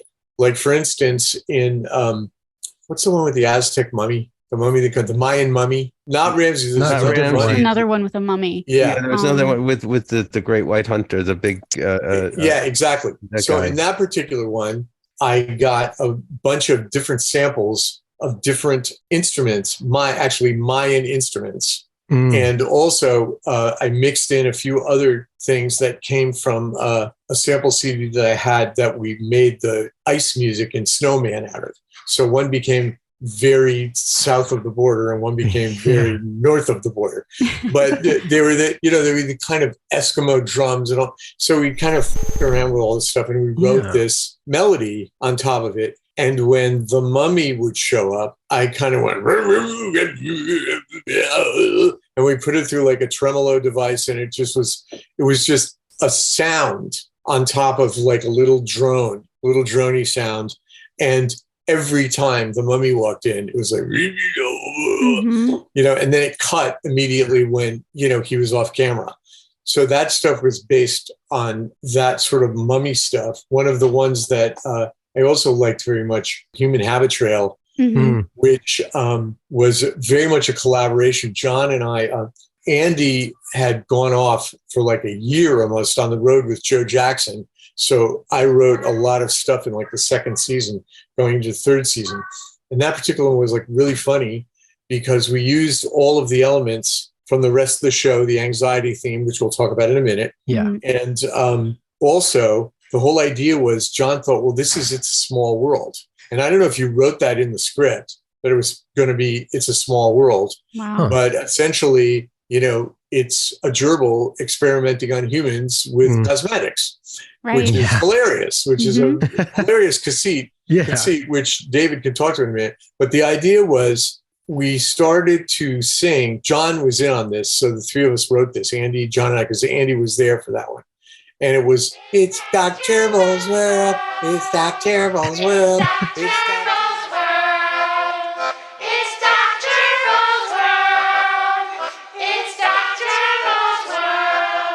on to the end of time. It's a small world over and over. It's still going. Exactly. Somewhere. It's still going. And Andy was playing an accordion and I'm playing like a like a little washboard thing from the Cajun Fox. Yeah. Then the brilliant idea was to do a choir during the chase. So we sucked out all of the sound effects, the sound design, the Foley, everything. There was no sound of water. There was no sound of anything except Courage every once in a while screaming. Wow. And so the whole thing was this big choir piece, which is about as far from action as you can possibly imagine. But in fact, later on, I remember seeing like Hannibal, and they used a similar kind of effect with this, huge choir and Hannibal having these designs on dinner while sitting there, So anyway, those were really, really cool. Always trying to find something different in those voices. The Snowman, same thing. It was kind of like, it was a lot of these icicle-y sounds, very cold, brittle sounds that would create a score underneath it. And because he was doing this Sean Connery imitation, it just seemed extraordinarily funny because I was playing it really seriously. Like, this guy's really evil. And then he would talk like Sean Connery. So it was like kind of ridiculous. It would be the same thing as the singing in the rain part from Clockwork Orange. It was like opposites, like, so a lot of times I would do something that would be inordinately stupid. The cats thing was about 3 different loops that were piled on each other. Mm-hmm. And then there was a bunch of like these creaky violin sounds, and I would play some crappy kind of arpeggiated kind of stuff on guitar, and we mixed it all together, and that was Cats. You know, So but it had a cool. kind of Egyptian feel to it. It did. Yeah. I mean, me and Kaylin had a visceral reaction to like, cause I hadn't watched Courage since I was a kid. So Yeah, same. hearing that again for the first time was just, it was like a crazy flashback. But it took us back It's to those crazy. moments. But I think part of that is kind of what you're describing in a way, like the visuals and the music a lot of times were in opposition with each other, but at the same time they fit like puzzle pieces. And that's part of why it became so sticky in our memory. It was just perfectly, which is your entire job. And I'm, just re-explaining it, but you're perfectly accentuating what's happening on the screen in this it's such an intuitive thing. And I feel like very intuitive. Thank you. This show is such a great example of that being done well. For me, there's like three ways to score something. You score badly, you pay inordinate attention to the score. If you score it right, the score is there. It's serving the picture. It's serving the dialogue. Mm-hmm. It doesn't get in the way. And yet it's really memorable, Mm-hmm. And the last thing is, wow, the score takes over everything because that particular sequence, like a montage sequence or something that requires the music to take over. And it's a very delicate balance between knowing when there's too much in there and when you have to tone it down a little bit. Right. And when you need more, it's always constantly doing that, it's like and a I would recipe. discuss that. Yeah, exactly. If you put too much chili in, it's too hot, so you just have to be like really careful. And we had great guidance. And even to like, we keep saying it, but we were children absorbing it. And even to us, me, no, in a good way. No. Like I knew that it was good when I was watching it. I was like, this is different. It felt different than other things that I was seeing.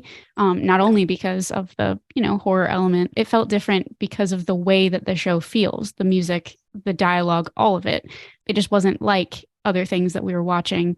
And then as we have grown up and, with this podcast, getting to explore different things, we've found that somehow it all was alike in a strange way. And we just didn't know it at the time, not in terms of quality necessarily, but just the darkness that was kind of there under everything at the time. And we're going to talk about that later. We want to get your thoughts on that too. Yeah. And I mean, in one other thing I'll mention, in Ramses, for instance, that everybody sees, that's one of people's favorite stuff. Yes. The thing in that was there was just like this really dark drone that went through the whole piece pretty much. Yeah. And then I actually found this bizarre sample of a Thai flute, which is a lot of what that sound is. Some of it is me and Andy and I playing stuff, and some of it is like a little bit of a weird sample. And it just seemed to fit in that sequence. Yeah. We tried a lot of different things, and that was like, oh, this is so cool. And then when it came to the whole idea of these terrible things, locusts and all this other stuff, but the funny one obviously was the Man in Gauze. The Man in Gauze was like, Andy and I sat there and said, well, what the hell is the worst music we can possibly put in this sequence? But they would run screaming at the top of their lungs. It's so annoying, but it's so annoying. And so, but I could listen to it over and over and over now. That's so good. Andy and I were trading off back and forth. I'm going, King Ramses, and Andy's going, the Man in Gauze, the Man in Gauze. It was just ridiculous, and so, those are those kinds of moments that live where that's something that is so iconic and so wacky, and also didn't get in the way of the dialogue or anything. So it was allowed to really breathe. So crazy. I was always looking for that stuff, like, okay, where can we turn it up and where do we need to turn it down? That's amazing. Incredible. That really speaks to like your musicality, your knowledge of like when you could go big, and go wacky and have it serve the episode at the same time. Yeah. Thank you. There's an interesting interplay. I mean, as I was talking before about pulling the artistic elements apart, but it's like a dance or like waves. Okay, the music is rising here. This is for the scene in Human Habit Trail that Jody was talking about with the choir. that was a total surprise to me because I didn't think of that in the writing. Yeah. It's not obvious. And if I had, so we look at it and go, why? Mm. It makes more sense when you get to the music, and Jody makes it work, as a suggestion. It's best down the road. There's some sequences I go, yes, okay, yes, that's right. Oh yeah. That one made me go, what? Wow. Wow. And it was like watching a whole different cartoon as opposed to this is a fully realized version of what I'd done, or what I wanted to see, imagine. And sometimes it takes you by surprise. And then there were plenty of moments where the music I felt almost fixed. Jody kind of alluded to it earlier. The editing isn't always hitting your jokes the right way or as you imagined it, or the vocal performances.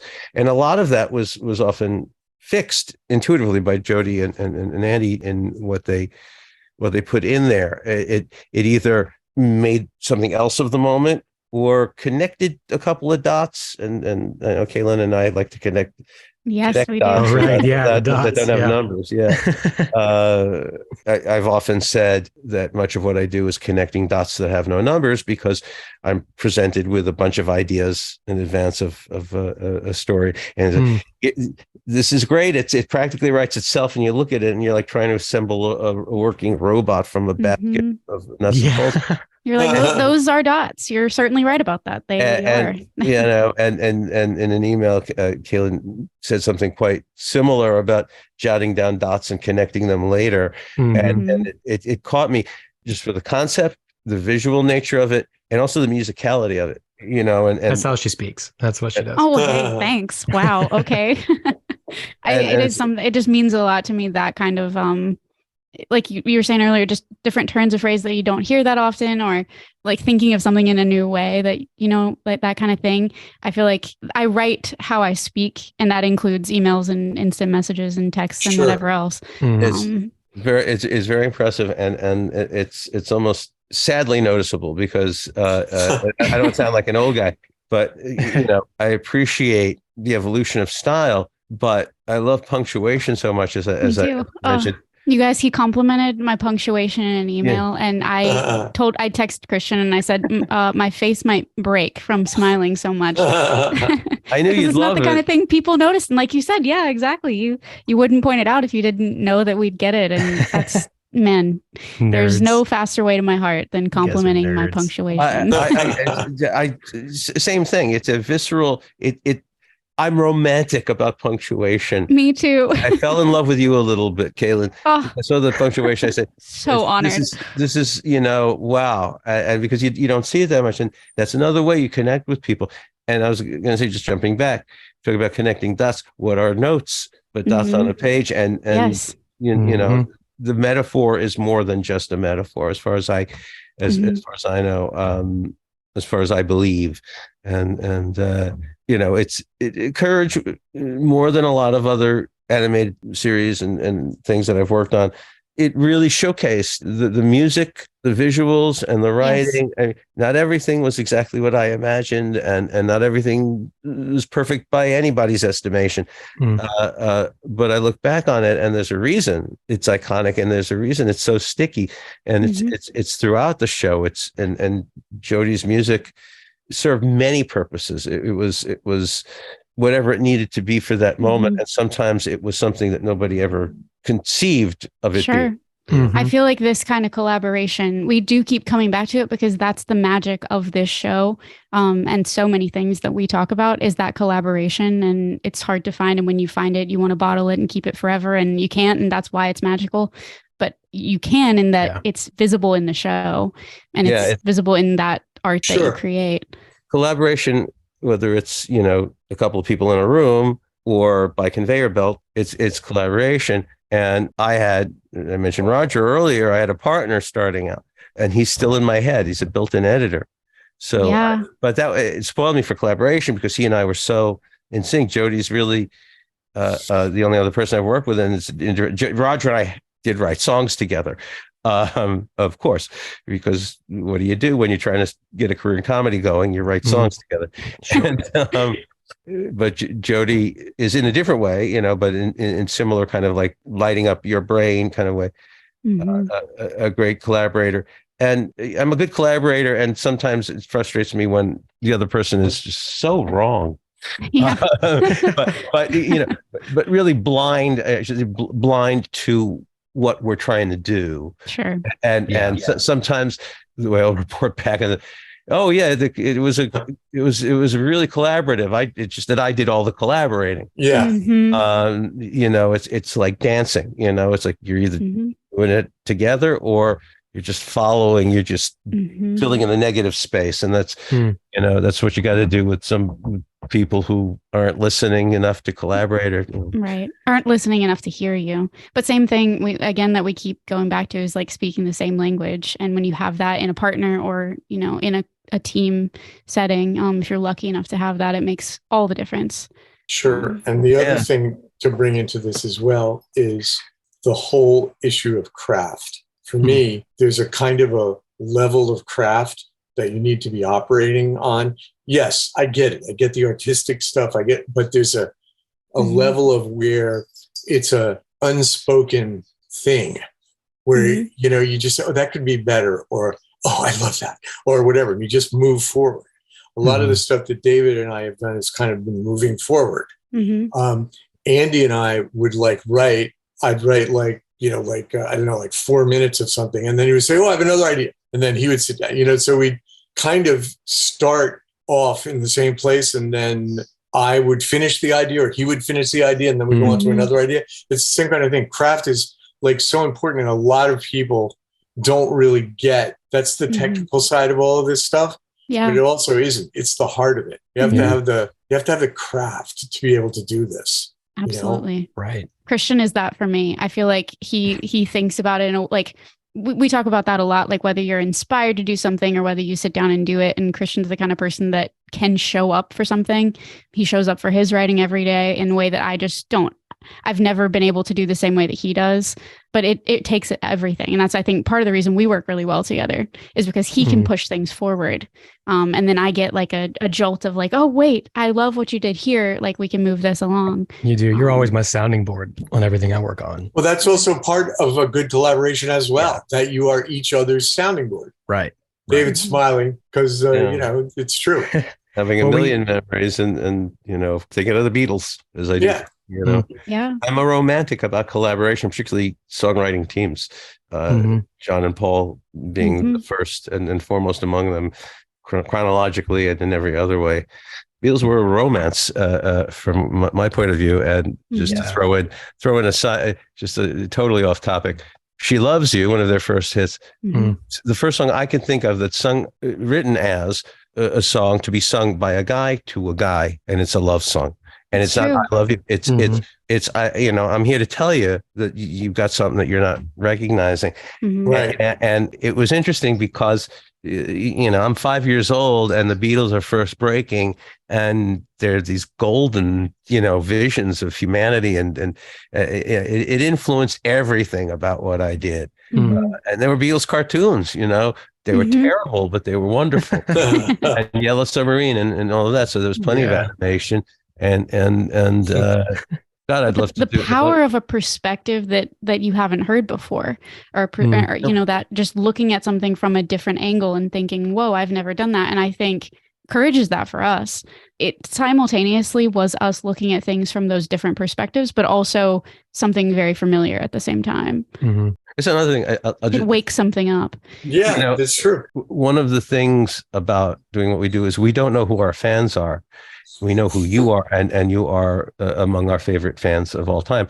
And I feel like you're crowning us. Thank you. And we're fans of yours.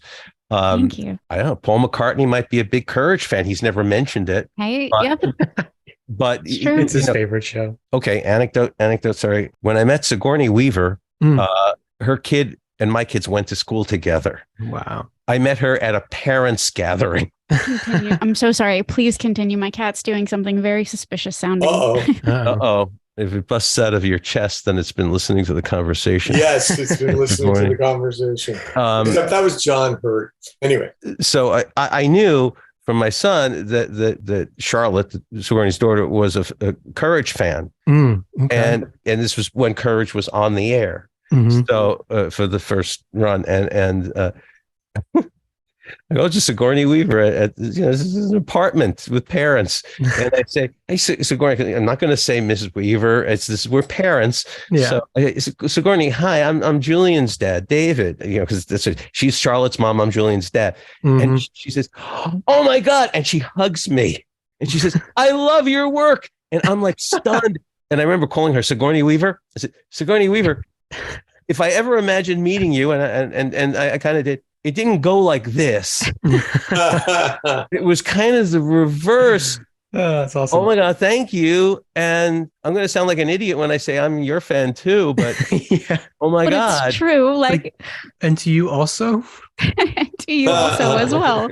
I mean, Wow. there are a lot of people who I've met, quite famous and not so famous, who are big Courage fans, and it's kind of amazing to me always. Yeah. And I think David will probably remember this.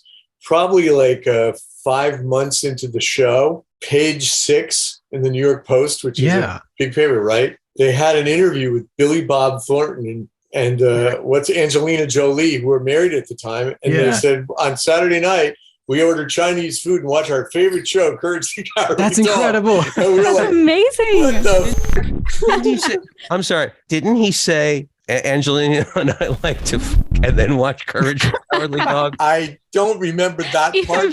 You might have filled that in. It sounds like something he would say. It would sound like something. Yeah, They totally. drank each other's blood or something, whatever they did. Oh my God. I have no idea. Yeah, I'm picking up my memory. it was just so funny. I'm always amazed to find these Courage fans. That's incredible. I'm going to jump ahead, Kaylin, in our questions and go ahead and absolutely. ask. No, I was just going to say, like, we were kind of going to ask about some of your memories behind the scenes and things like that, but also wondering about when did you guys realize you were making history? Yeah. Not just a show for kids, but like About 2 years ago. Yesterday. We're still talking about this 20 plus years later. I mean, sounds like really you had cool. it then too. It's kind of like mini Beatles or something, as David and I are both, Anglophiles, and Beatles in particular, but it has this kind of life. Mm-hmm. My wife and I went to friends in New Jersey, and her daughter had just came out, and she had her girlfriend there. So Nina, the girl, came up and whispered in my ear. I think her name was Cheryl. Cheryl's like the biggest fan of Courage the Cowardly Dog on the face of the earth. Oh. And so I said, okay, what do you want me to do about it? And she said, well, talk to her about it. So I spent like 15 minutes talking about it. And then I gave her a big hug and said, that's it. But it's just like all this stuff happened because out of the woodwork. And you're just always amazed that people still know the show and still love it. I was on a subway train. I was coming back from a birthday performance for a friend of mine who wrote a book about Frank Sinatra, Wilfried Wald. He had a wonderfully extravagant birthday party for himself with fabulous performers, cabaret performers in New York. I was taking the subway home with Kat Edmondson, wonderful singer, and just lovely. And I'm fawning all over her because I've heard her on records singing with Lyle Lovett. And I was like, there she was. And now we're going back to Brooklyn together. And there's one other person in the subway car. And I don't think he can hear me. And I'm talking to her. And she said, tell me about you. And I said, well, the thing I worked on that most people know is called Courage the Cowardly Dog. And she said, no, I don't know it. And fair enough. Maybe not the right age. And maybe not. Okay, fine. The other guy in the car, he bolted up from like a road down that way. And he jumped up, Courage the Cowardly Dog, you worked on it. And he ran over to me and he fanboyed all over me so hard. He loved me so hard. And Kat was sitting there going, and I was thinking like, I was telling the truth. Yeah. She's like, I'll leave you two alone. All right. Because if you had heard of the show, you'd be very excited right now. Yeah. That's incredible. And it was out of nowhere. And he's taking selfies of us. And I imagine that has to happen all the time when people I would hear. think so too. Yeah. It does happen more than I imagined it would several years ago. To be just a kids show on Cartoon Network, to be so memorable and important. Yeah.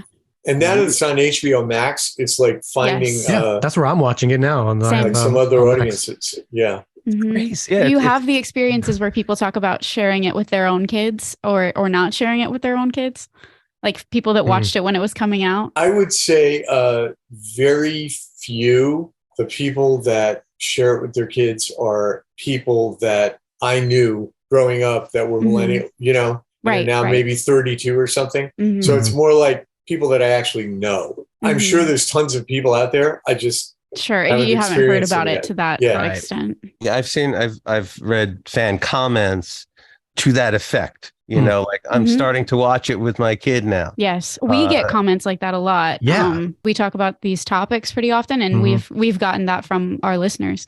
Shout out to you guys because some of you are Yeah. showing courage to your kids No, now. It's Makes very me cool. wish I had a kid, almost. Just a little. Just so I could Little show courage. Well, please have children so that we can continue working. Don't worry. My we could sister do- has kids. Yeah. It's amazing. And speaking of that, this is also a good opportunity to kind of talk about the show that you mentioned to us, and we got to hear some of your music from it as well. I was bopping along to the theme song that you sent over to us, but would you like to tell us about Space Racers? Nice segue. Good Thanks. segue. Very good. 11. You got an 11 for that segue. No, we don't want to talk about that. No, of course we do. The emails that we got earlier suggest otherwise, David. That says a little bit. Very impressed by the Wizard of Mars. Wizard of Mars, guys. So if you do have kids and they're in more of a preschool age group, Space Racers is a show that David and Jody collaborated on as well. It's like a preschool, you said STEM show, and produced in conjunction with NASA. Mm-hmm. Yeah. It's on Amazon Prime now, by the way. And you talk about notes. NASA gave Jody and me gave Jody and me notes.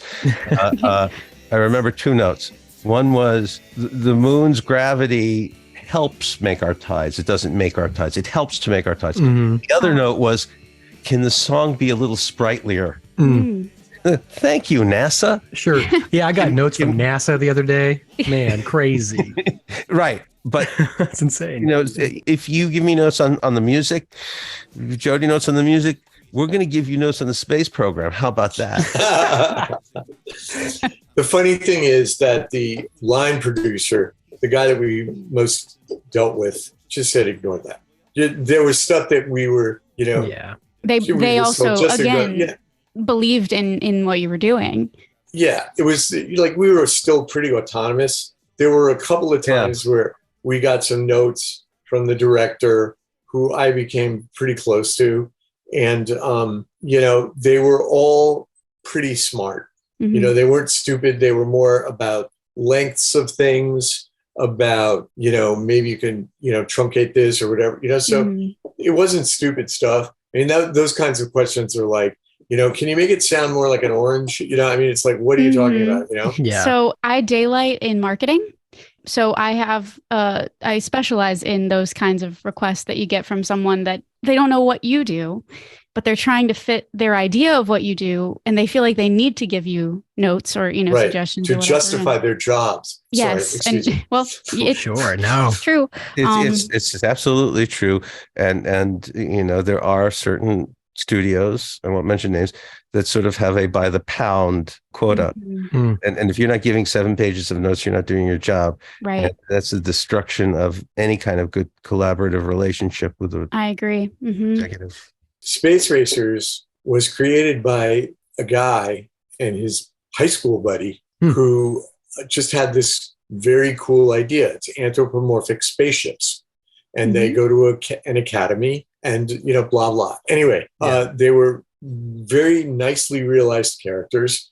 But what they did was they got investors, and we did the first season. We had 2 seasons. The first season was done with a little bit of money from public television, but the rest was raised by investors. So we didn't have, or at least I never had, that feeling of some, giant standing over me with a fucking guillotine, Right. that's going to cut my head off.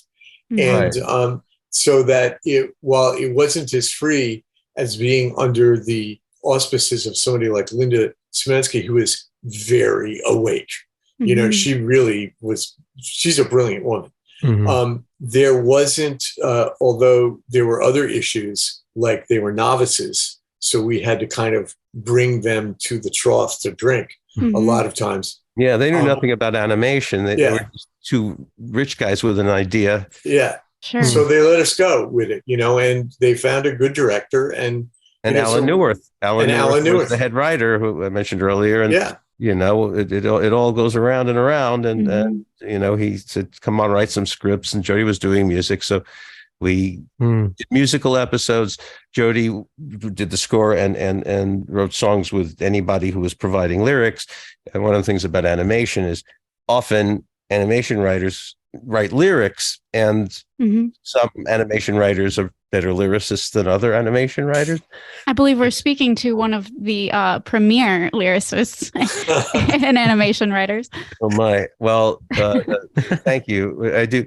I am precious about my lyrics, that's for sure. Jody can tell you, I'm fine working with a composer, whether it's in direct collaboration or handing something off. Very hard for me to work with another lyricist. Bill Marsili, who wrote Freaky Fred with me, and I met on The Webby's World of Dr. Seuss. To save it for another time, but a very interesting, like, this is why show business doesn't work kind of meeting.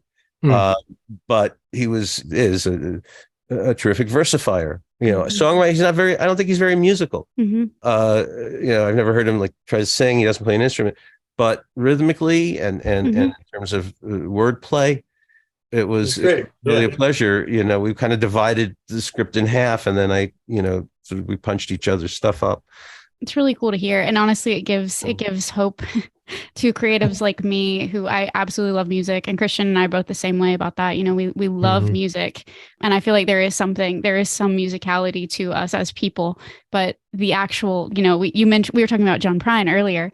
And you said he sticks to 3 chords mostly. And I was like, well, that's the man for me. I can play 3 chords, that's perfect. But that's as far as I get. So I really like hearing that all hope isn't lost for contributing to the world in a musical way, even if it doesn't come as naturally to me or to some as others.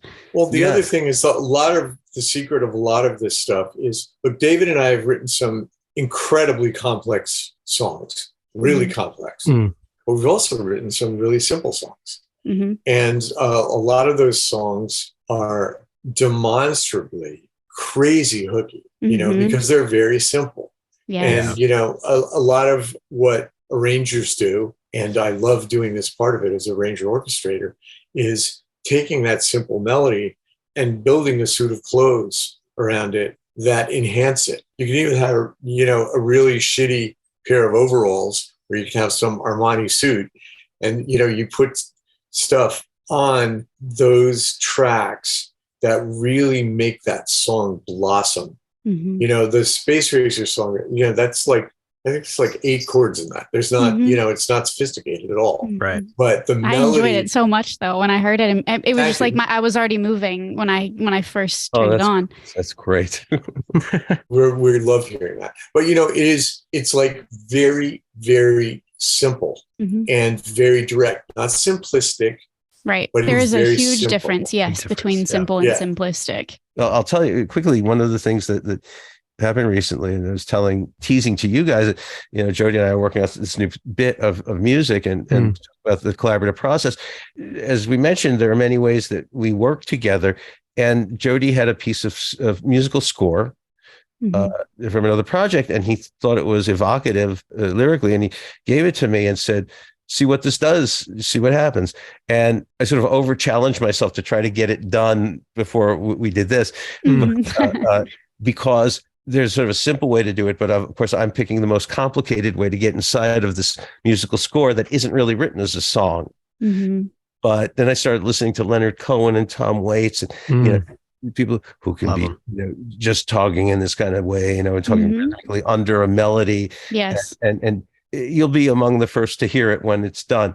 But so excited. It really was an inspiring way to go, because again, this didn't even have dots to connect. This was a pastiche, and should I just do dialogue over it, or do I sing every note of this complicated, somewhat complicated? I mean, I got inside of it after a while.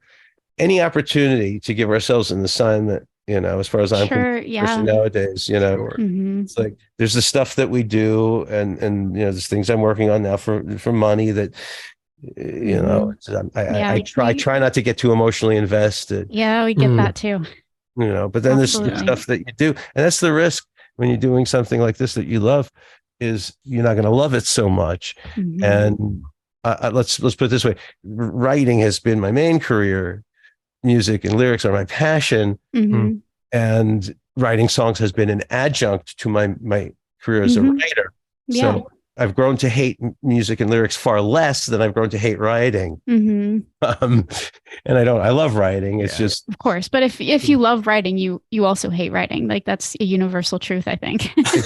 exactly. You're diving into it, Yeah. and it's like blind, and it can be painful, Mhm. especially when you're Sure sitting there is. for like 12 hours and realize I had a pee at noon and it's Yes. 4:30 midnight.